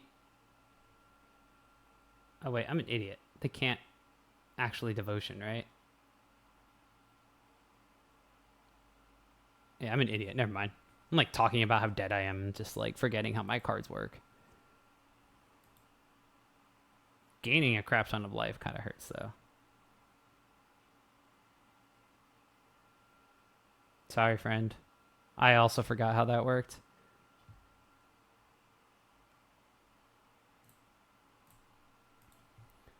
So I have 4 mana available.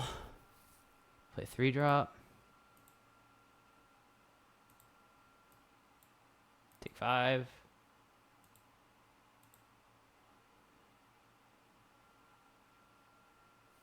Okay, so I can... they have 1, 2, 3, 4, 5, 6, 7, 8 mana, so I don't have to hive this turn.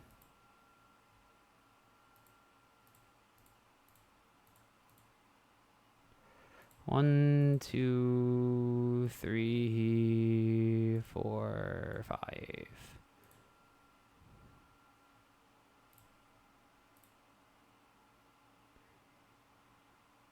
Okay, they just got an Uvamald Oddity.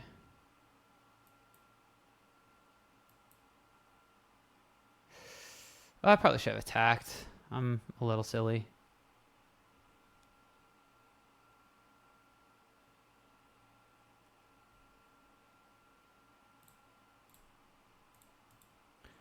Is Hardcast starting the festival? Yeah. Yeah. We need to take out our Cori-Steel Cutters and keep in maybe something a little more aggressive. Yike.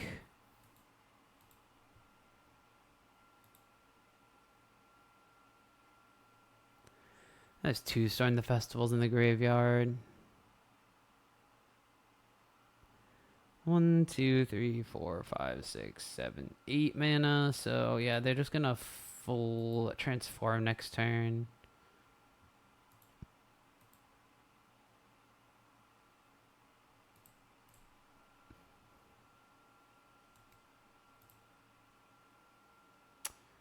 Looking pretty dead. Looking very dead.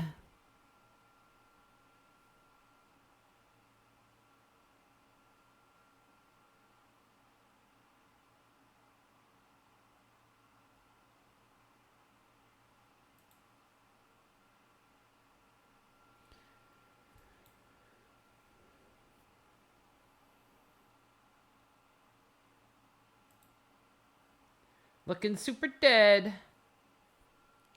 Yeah, this is not a matchup I thought we were going to run into. Forgot to say good luck, have fun, that's why.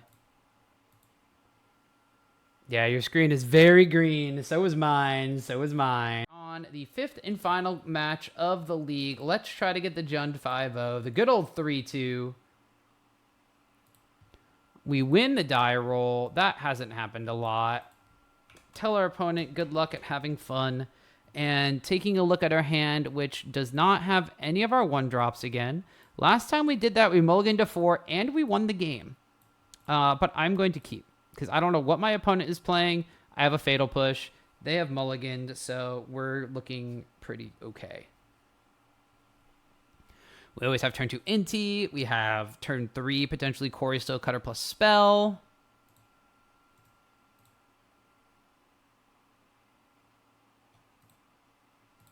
So we have a lot of things we could do. I think with the way the deck has... Oh, is it Greasefang? Probably Greasefang. The way the deck has been playing, I do feel like we may want the Claim Fames because I've been trading things off aggressively.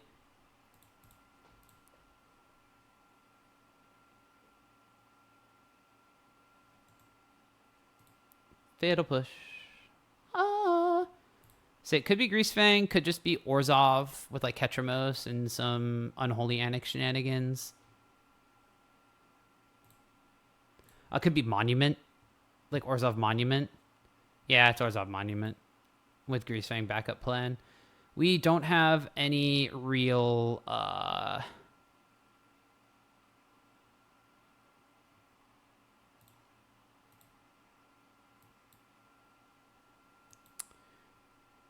Oh, that's gross. We don't have any real graveyard hate, unfortunately. We do have a Braids, though, for their monuments.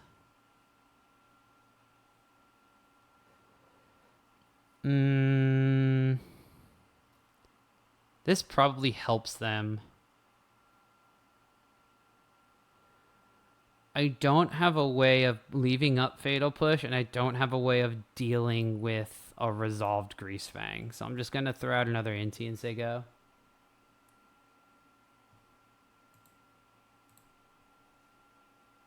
They could just pitch Parhelion here and we die. They did not. So it might just be Monument turn.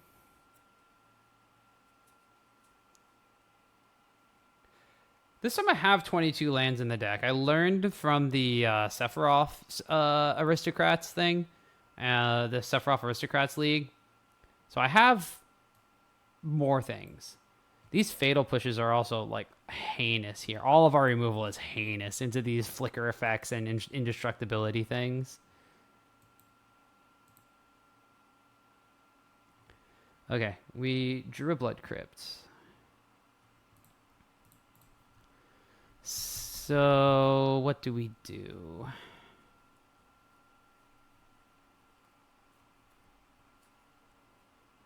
We can Cori-Steel Cutter, Cecil, attack with the token. Oh. We can Cori-Steel Cutter, Fatal Push, tap one of their things down.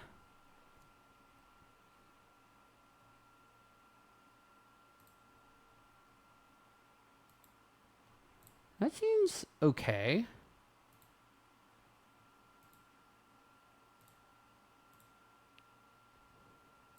See, Cori-Steel Cutter. This one says, exile this creature, return to the battlefield under its owner's control at the beginning of next end step. This one is just, it gains indestructible and tap it.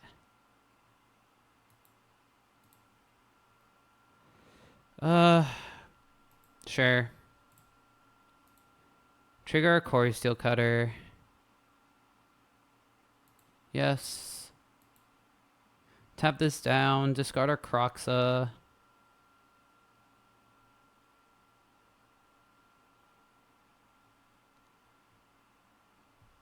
Yeah.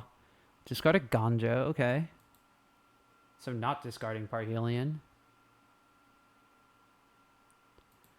Then go to combat. Swing here. I would love to yield to this. Discard Croxa.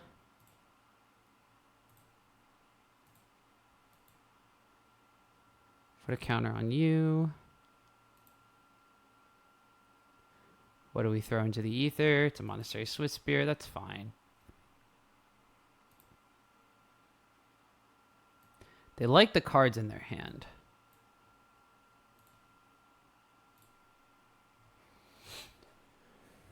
Okay.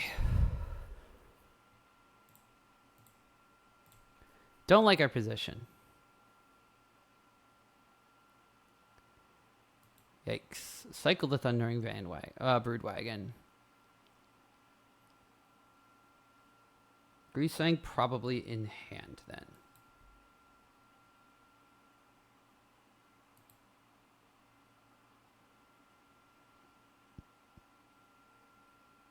Sure. Oh, it's enlisting. Oh. How much can we punish them for this?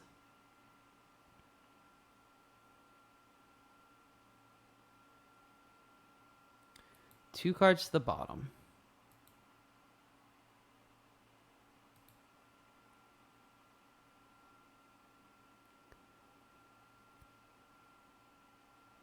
Oh, they have another blocker. Oh, Season Hollow Blade too. Yuck.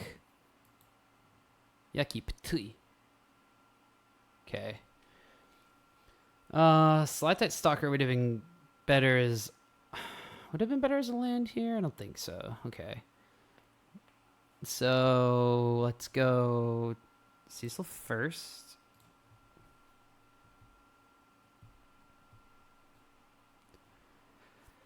Then we can Opera Love Song, make Inti large alongside our token, and then die to Greasefang.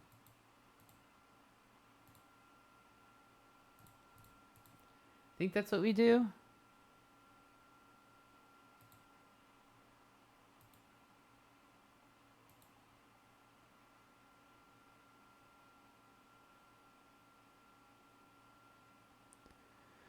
I don't...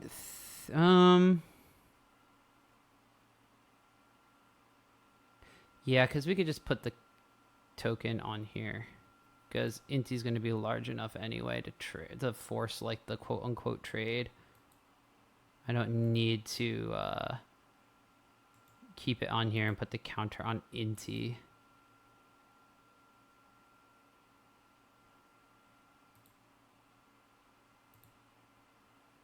Inti counter goes on here. Now it's too big to die. Land? Smuggler's Copter. Would have liked to have that one. They trade with Inti, discard a card. Yeah.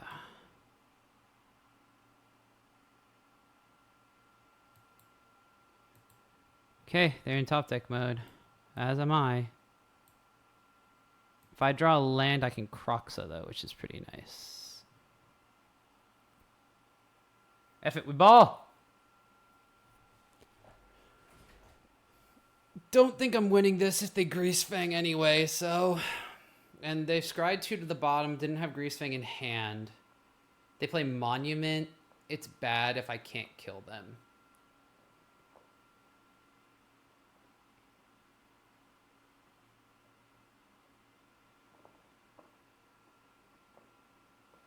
That's about it. Okay. They're going to combat. Nada. Alright, no. They're still attacking and stuff. We're enlisting 1. Monstrous Rage would be very good here. Monstrous Rage would mean this is 3 plus 4 is 7. Yeah, Monstrous Rage is lethal. Monstrous Rage, Opera Love Song, Fatal Push. We have many outs. Unless they play a follow-up. Okay. They could have a removal spell. Monastery Swift Spear is not it. 1, 2, 3. They probably block that. So 1, 2, 3, 4, 5, and I die on the crackback.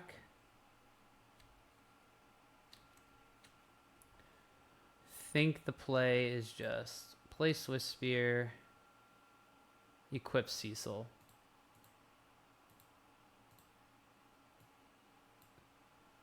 And now Cecil's too big to die to a block. And there's Trample, so they'll take damage if they flicker. the fact that they left the flicker one back instead of leaving back the indestructible one.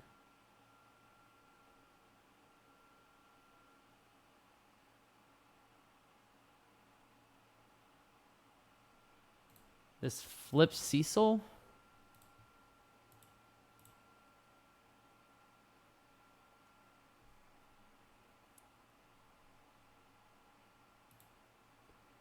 Let's take the full 3. I got a 5. They're at 6. And now I have a 5/5 lifelinker. Greasefang kills me. Monument, discard a card. Draw a card, discard a card. Deal 3, doesn't kill me. I think I'm snap blocking most of their things with Cecil. Okay, Monument is fine. They can draw a card. It's probably a shielded matchup because of the Monuments too. They draw cards.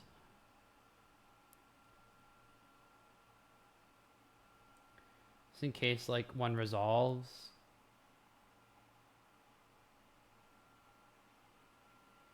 It's also like bigger than most of their things. Come on, opponent. 10 o'clock. It's like not super late. It's just I have to be up for work at 5. Unlucky. All right. What do you do?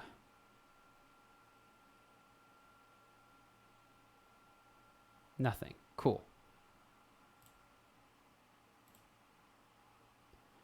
One card in hand. One hop this time.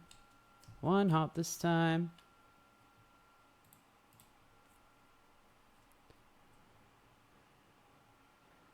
It's just a land. So.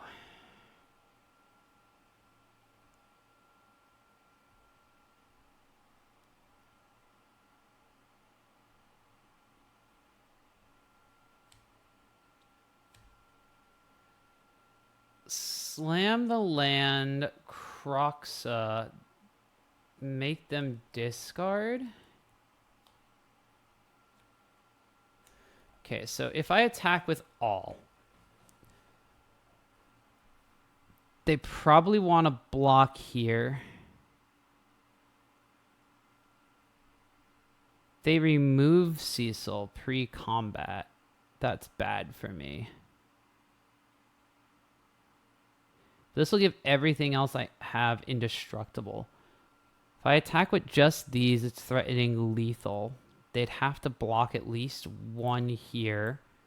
And then they can only discard one card to save one of these things. They probably like block here, discard, keep this alive, block, or maybe block here.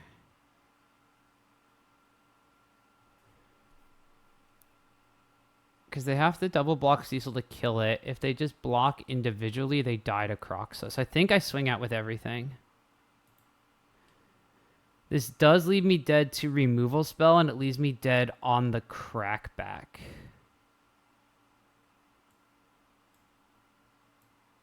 Maybe. Math is for blockers. Cool. These all have indestructible. If I shock in, I die, though. Oh, so this might have been bad. I forgot about the instant speed availability to lose 3 life.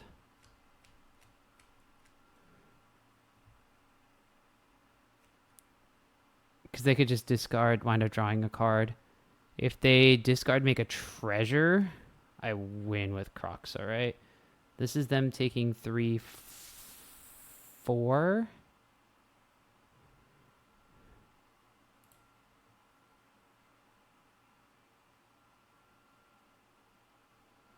Oh, I'm going to gain life from this. Okay. Draw a card. They're going to make something else indestructible. I'm going to gain 5. This is 1. 3 is 4. Okay, so I should kill them. Like, there should have been some reason why I thought this is a good attack. Okay. And then I shock in. And I Croxa.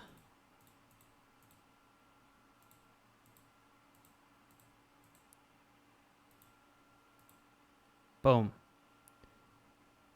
Do you have a land?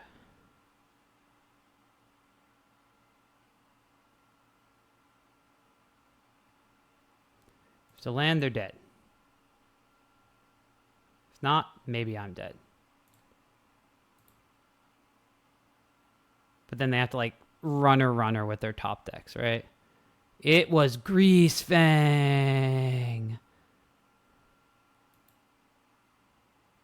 Yo. Okay, I could still be dead though.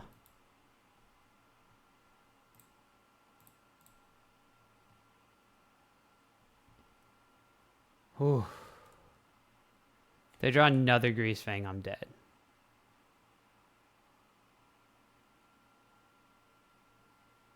Oh no, they're gonna copy the monument. Oh, I'm dead. Damn it. Shocking him with the Croxa was dead. But I was dead to this line anyway.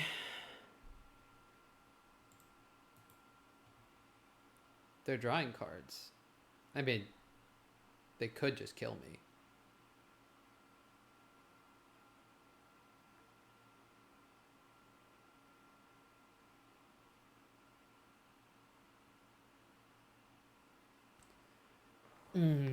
I needed that to be a land to kill them. Yeah, I was not getting anywhere with that, though. To the sideboard. Okay, Shieldred's come in. Abrade's come in. This makes things indestructible, so exile effect doesn't really matter. These probably come out because they are a Greasefang deck, and they're using Monument. And then what is our last cut? What's our last cuts?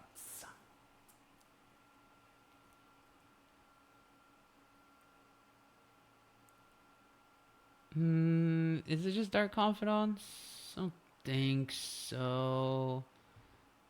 I do want to be able to fly over them. I do want to be able to Menace.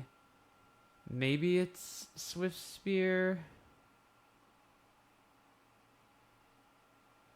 I think I'll cut 2 Swift Spears. So I don't think I'm getting super aggressive and leave in a Dark Confidant.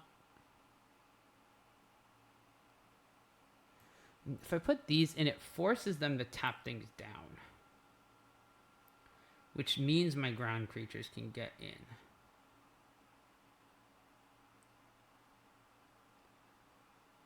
But then do I take out the Confidants? Do I take out the Opera Love Songs? What do I do?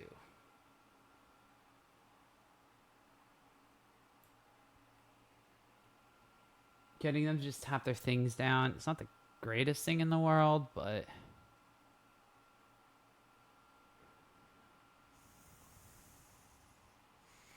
This is where, like, if I had a Misery Shadow or something, or those Ghost Vacuums we talked about earlier. I'm going to take out 2 Swiss Spears and put in 2 Torch Towers and call it a day. I would love to be on the play again. Alright, we only have 1 land, so unfortunately we cannot keep that. We have 1 land, so we cannot keep that. We have almost all land, so I guess we're going to keep this.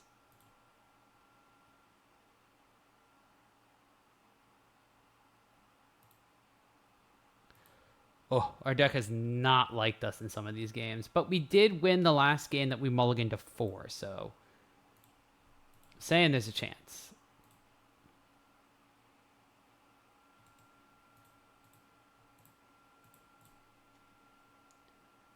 But I don't like the chance.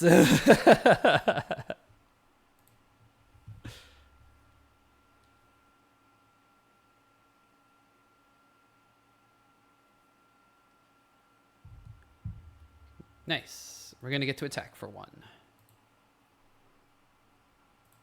We put 1 of those back.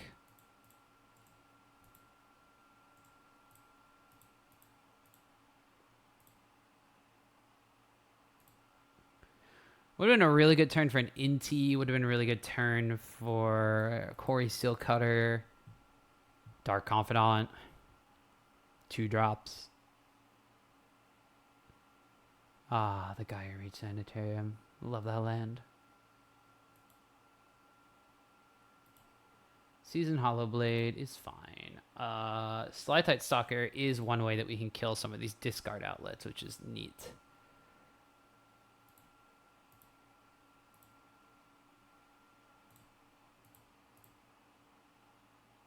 Menace.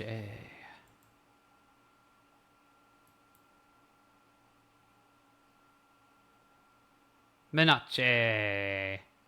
Menace. Menace. Tried 3 times. Even pops up in the corner. It's like, oh, illegal blocker, illegal blocker, illegal blocker. Menace.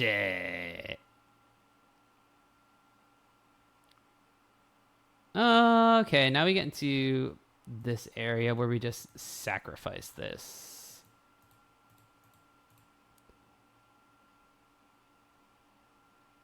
How many cards do you want to discard? 0. Cool. Creature, please.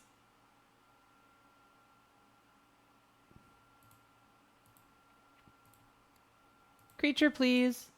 Not a creature.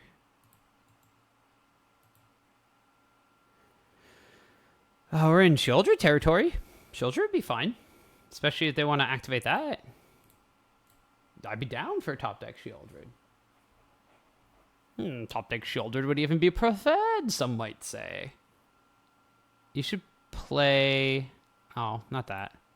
You should play Monument. You just have a wealth of riches, friend. None of these do anything against you. Shieldred. Not Shieldred. Pass the turn.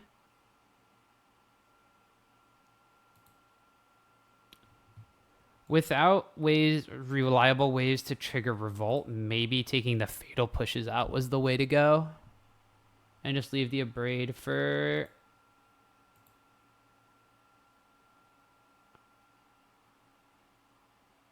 Use the Abrade for Greasefang.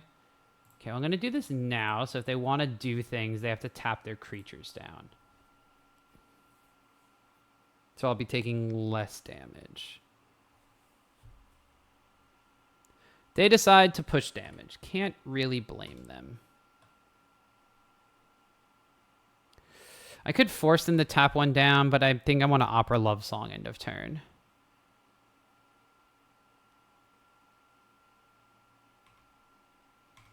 We do be enlisting.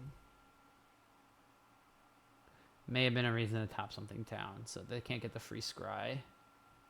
But I think I just need to find action. 2 to the bottom, okay.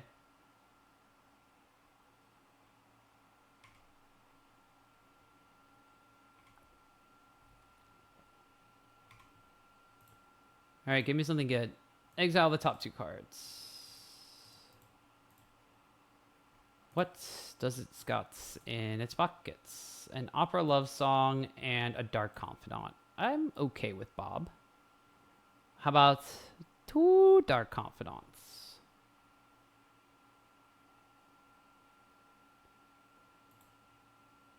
No, this one. This one, Bob. Fortunately, I do think I just need to leave the Abrade up. And let the Opera Love Song go away.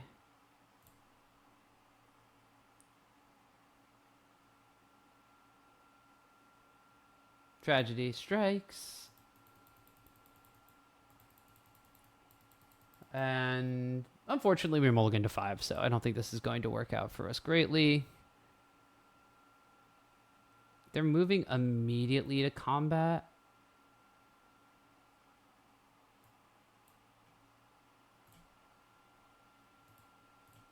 So I guess I'll do this. I mean, if they have another monument, they have another monument. Prevent the scry.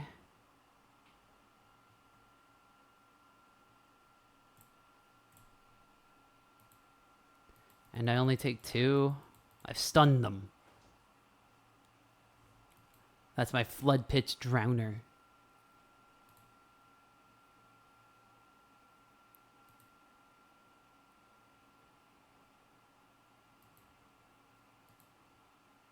Here we go. All right.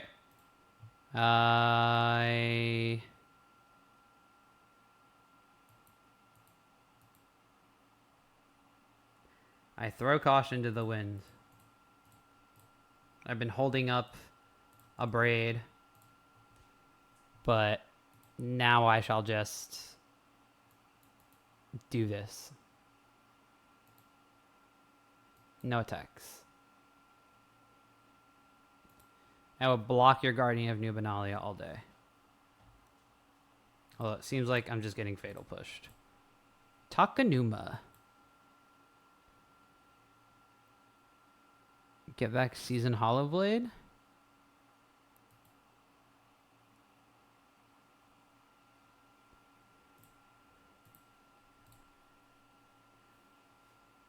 Anoint's fine. It does kill Greasefang. I'm not too worried about these things, though. I'm more worried about what this does for their monument endurance. I could block these things all day. They don't have trample or anything. The only problem is this is going to give this enlist all day long. So they can find their Greasefangs, find their monuments, and then I have to abrade them.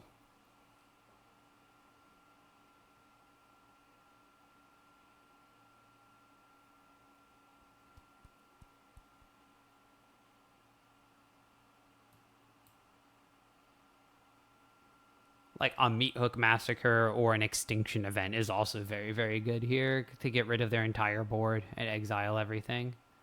They did 2 top. That's problematic for us. Does not look good for Homestar Runner.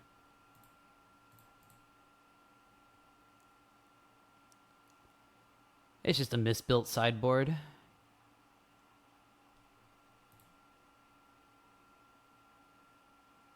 Pitch the Parhelion. I wonder what they drew. I wonder what they are drawing.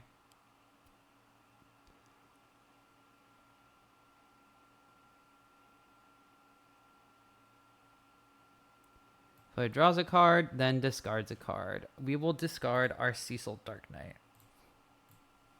They discard their Season Hollowblade.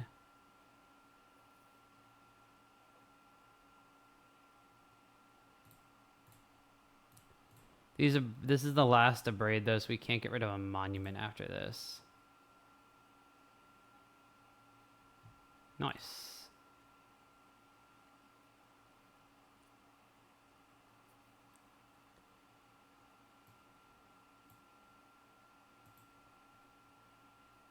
Hiya!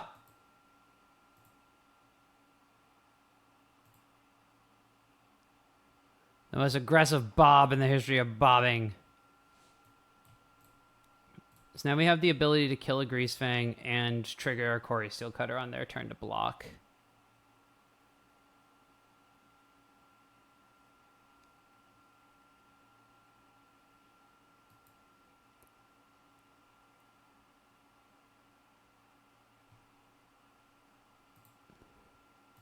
Interesting. Are they just going to, like, kill me with attacking?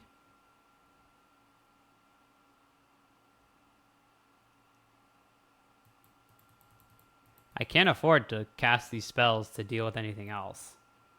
I just die to the Greasefang.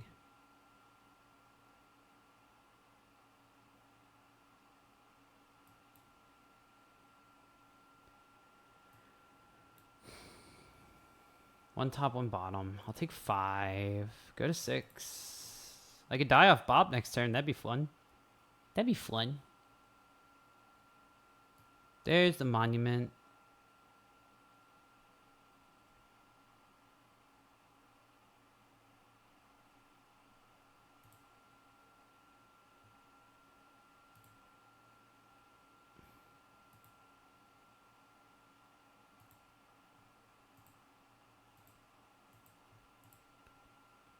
Destroy that.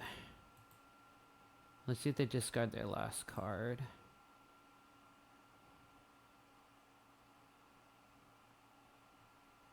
Then we can kill this.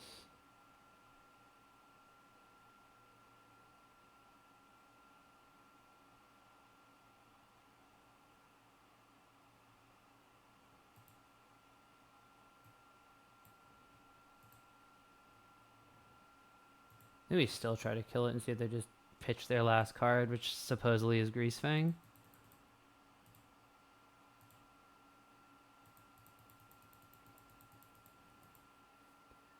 Okay, so it is Greasefang. So now we can activate our Hive of the Eye Tyrant and exile their Parhelion. As long as we don't die to our own Bob. We could just die to a revealed Sheoldred here. We're at 1.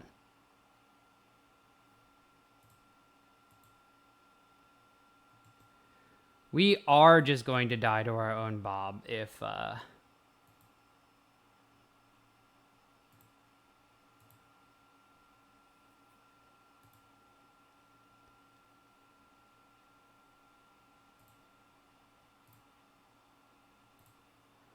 Do Parhelion.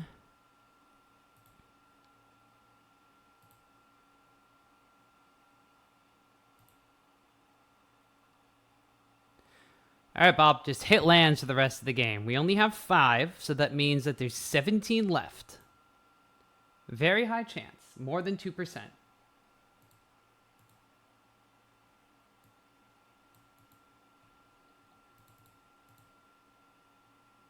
I don't have my Twitch open. I have the thing open, so I can't ban that person, unfortunately. That bot. They attack. I chump block with Bob.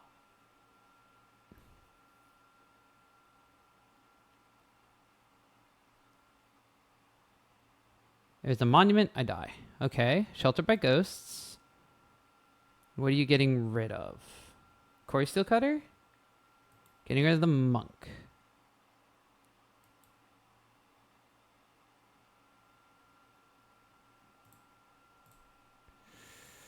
Okay, they got me. 2 removal spells is something we cannot beat, unfortunately. And so ends the run at 2 and 3, unfortunately. So we want to go in 2-3. Looking at what we have on the screen here, which is the full deck list, there are a couple of things I think worked out extremely well and some things that probably could use a little bit of tweaking on. So the deck played aggressively. More aggressively than I thought it was going to. So the Monstrous Rages, the Opera Love Songs, and those kinds of things I thought worked pretty well. We wound up having Cecil work out great, flip Cecil a bunch of times. Inti counters were very important. And there were a couple of times that Kroxa was a pretty good asset as well. I think Kroxa, however, is a one-of. We sideboarded it out in a lot of our matches. So I think that Kroxa as a one-of would be much better. We could put in a 4th Cecil. We could put in a 4th Inti, figure something out from there. Monastery Swiftspear was one of the turn 1 plays that we played the most. It was aggressive and hasty and worked well with our Cori-Steel Cutter. I don't know if Monastery Swiftspear is still the best place for us to be, and I may want to look at running one of those legendary versions where then maybe we can, instead of putting a 4th Cecil in, we cut the 4 Monastery Swiftspears. We play... we cut 1 Kroxa, and now we have 5 additional creature slots to play with.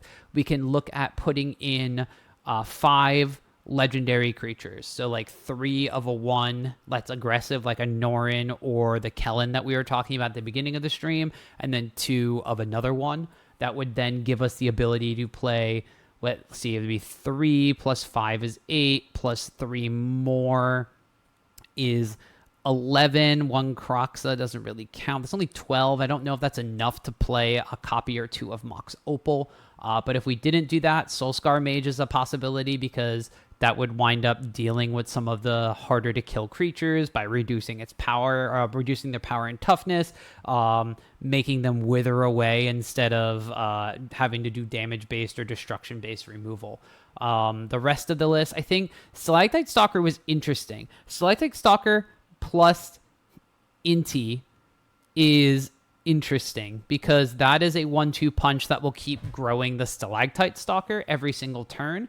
It did wind up being relevant where we used its ability to kill some of the things in the Orzhov Greasefang deck since they had 1 or 2 toughness. I think that will come up a little bit more frequently as well, and it does play well with Monstrous Rage being able to be a menacing threat, and then post-combat killing something big since it gives -X, where X is its power.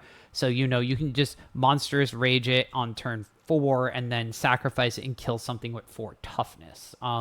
I like the Stalactite Stalker. I like it with Inti. I'm not entirely sure that that's the package that we want to roll with going in the future, and we may wind up actually shifting a little further away from those cards and doing something a little bit different just to try things out. If we don't run Inti, then Smuggler's Copter goes down in value. Our first round against... Wow, as I'm talking, I'm forgetting all the matches that I played just recently. In our first round against Hammer, Smuggler's Copter was a hero. In the matchup against the Lands deck, it was also halfway decent, but we wound up sideboarding it out a non-zero amount of times in our other matches, and it is a little bit too slow to race the mono red decks, and I don't think it does a lot against the other Cori-Steel deck in Phoenix. So Smuggler's Copter and Inti, while it is a very cool package of cards to be running, especially with Stalactite Stalker, since there are now 7 ways to enable the Stalactite Stalker, I might look at replacing Smuggler's Copter with Claim Fame. The way that we were playing quite aggressively. We threw Cecil's away. We had Swift Spears that were dying. If we were able to do Claim, get Croxa back, make them discard something, get them very low on their hand, that may be something we want to do. Dark Confidant was the other card that I put in there for card advantage. I don't know if that is the correct thing to do still. It was very good at getting us extra cards since we don't really have anything in our main deck that is higher than 2 mana, so we're not really losing a ton of health. But it's not 100% a replacement for the Sign in Blood, Night's Whisper, etc. So maybe we wind up just making that a Sign in Blood, 2 copies of Sign in Blood, or maybe 3 Opera Love Song, 3 Sign in Blood, and then that gives us more ways to trigger our Cori-Steel Cutter. The modern list had 18 creatures. There was a different list that was more of a Hollow One style list in Pioneer that had 21. I ran the 18 creatures here, and at the end of the day, I don't know if I had quite the spell velocity that I wanted to play enough, play with the Cori-Steel Cutter. So looking at playing smaller things, looking at playing spells in addition to creatures, or maybe even just looking at playing more 1-drop creatures so that the Cori-Steel Cutter gets even better in those circumstances. So maybe just getting rid of the Smuggler's Copters and turning them into 4 1-cost creatures so that we maybe even just 4 Soul Scar Mages, right? And then we just have turns where you can go Cori-Steel Cutter, creature, or we can, and maybe the creature has haste, or maybe we go creature, Cori-Steel Cutter, creature, and we're going wide with Monstrous Rage and Opera Love Song as backup. So I think maybe there's just not as many impactful low mana spells. We don't have Terminate. Terminate would be amazing. And I know we were talking about not having modern cards in the format and stuff before. Bitter Triumph was something I was thinking about doing, but wound up not going with. So those Smuggler's Copters works really good with Inti, but it might not necessarily be where we want to go. Maybe we don't run the full 4. Maybe we wind up just finding a couple of extra spaces in our deck to play some extra creatures. I think 12 creatures for Mox Amber might be good enough for as far as Legends go. Yeah, I think so too. I think it's somewhere between 12 and 16 is the area where you can start considering it. Obviously, if you have more Legends, it's even better. But if I go up to 12, then maybe I can run 2 and just take 2 Smuggler's Copters out, go up to 2 of those, and then changing around the package of creatures that we have, we can probably get up to 12 Legends very easily. Lands, 22 lands was fine. Yes, we wound up getting some games where we got land screwed. Oh well, it happens. We didn't have a ton of times where the dens and the hives coming to play tap was awkward. Black Cleave Cliffs coming to play tap wasn't ever really awkward. Maybe we can even find a spot to play another hive or another den. Probably den, since that one's a little bit more aggressive. Don't know if I would cut them for Mutavaults. I don't think that's the kind of deck that we're trying to be. I think we want to maybe have them as our go wide or post board wipe angle. So I don't think we're really activating them the way that the mono red deck is to shove through Xaxis damage there. Sideboard is exactly where we need to shore things up. We have no graveyard hate. We have no exile removal, and we have nothing to really deal with. We have nothing to really deal with things that are going to, like, we have no way to deal with Unholy Annex, actually, looking at like our list in general, which is going to be a problem for a Rakdos deck in general. So we may be looking at doing things like, we have the 4 Thought Seizes, maybe we wind up putting some Duresses in as well, and just that's our mid-range plan. Torch the Tower is great against the mono red matchups. A Braid is almost a necessity against some of the decks that are going to be running Monument to Endurance, opposing Cori-Steel Cutter, those kinds of things. I think what we really need to look at are our Damping Spheres and our Magebane Lizards. The Magebane Lizards didn't really come up. They are probably very good against Phoenix, since they are not casting any creature spells unless they hard cast a Phoenix or they are hard casting a Picklock Prankster. The Magebane Lizards are in there specifically for the Phoenix matchup, and we just did not encounter it. So I don't know if I would be taking them out, but they are a card that did nothing for us in this league whatsoever. Damping Sphere is the other one. Damping Sphere did okay things against mono green, but it also hurt us as much as it helped us because we were stuck on lands in that game. We weren't able to play Cori-Steel Cutter plus other spell for multiple turns, and allowed the mono green player, even though they didn't have a Boseiju, they were able to kind of climb their way back into the game, and it was a very problematic thing for us to encounter. So I think those 2 Damping Spheres should wind up being some sort of exile-based removal, or something along the lines of like a anti-go wide thing. I was considering Meat Hook Massacre. It does kill most of my tokens, and it does kill most of my small creatures if I haven't grown them high. It does not kill Cecil, and it does not kill Croxa. Casting a Meat Hook Massacre for X equals 2 will also not kill Monastery Swift Spear or Soul Scar Mage if we decide to make it that way. But if I wind up swapping into a deck that uses more legends, a lot of those are X1s and X2s, so that would not be a viable removal spell.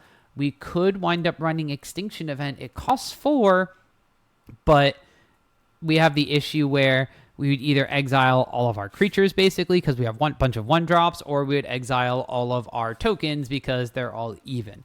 That would be something that could shore up the matchup against Phoenix, though. So if we wind up playing it a little bit more like, okay, we exile all your even things, and we can snipe down your Cori-Steel Cutters, that might be a way to do it. I think in general, though, I would want to put in a Meat Hook Massacre. Makes sense. Anoint with Affliction that Dane brought up is another thing. It's good against red. It gets rid of Greasefang. I just really don't like the single target nature of it. We have a lot of single target removal for every single deck except for exactly those discard outlets from the Orzhov Greasefang deck or the Orzhov Monument deck, however you want to call it. And Meat Hook Massacre also gets rid of those. X equals 2 gets rid of everything. X equals 1 gets rid of everything except for Knight of Nubenalia or Guardian of Nubenalia. And I think that having something to go like minus a bunch of aggro creatures is beneficial.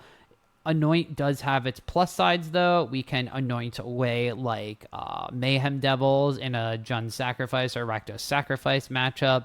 We're never going to be able to get rid of cats anyway. The Meat Hook Massacre does have the plus side of every time they do a cat loop, we gain a life off of it, so they can't quite combo kill us without multiple cats or something like that. So thinking about that, it could also just wind up being like, we remove the extra Dark Confidant from our sideboard because we're not entirely sure if we want it in the main deck as well. So then we can go like -2 Damping Spheres, -1 Dark Confidant, and we could wind up going to like +1 Meat Hook Massacre and then +2 Anoint with Affliction to try it out. And if we don't like the Magebane Lizards, we can then take out the 2 Magebane Lizards later on, put in an additional Meat Hook Massacre, and then see how it kind of goes from there. But yeah, that was the Rakdos Cutter Aggro list. It's an idea I've had brewing around in my head for Pioneer for quite some time. It only went 2-3, but I'm going to make a couple of changes to the list and potentially run it back in a later stream or a later video. If you're watching live, this is a very rare opportunity to watch me stream something live on Twitch. I've done it twice in the past week or so, I say it's rare, but hey, it happened multiple times. Thank you for tuning in live, and if you're watching the YouTube video, thank you for watching. Of course, you can always click the thumbs up button down below the video to let me know that you've liked the gameplay content in addition to my analysis and event overview type things. If you also would like to just tap the subscribe button on my YouTube channel, you'll stay up to date on all sorts of information and content from me, such as deck tech, metagame analysis, event recaps, just in general, all of my Magic the Gathering content. So for those watching in VOD land, this is where you probably hit the X button. For those watching in Twitch land, this is where I'm going to say thank you so much for watching. I will maybe see you a little bit later this week. If not, I will see you over on the YouTube channel as well. Good night.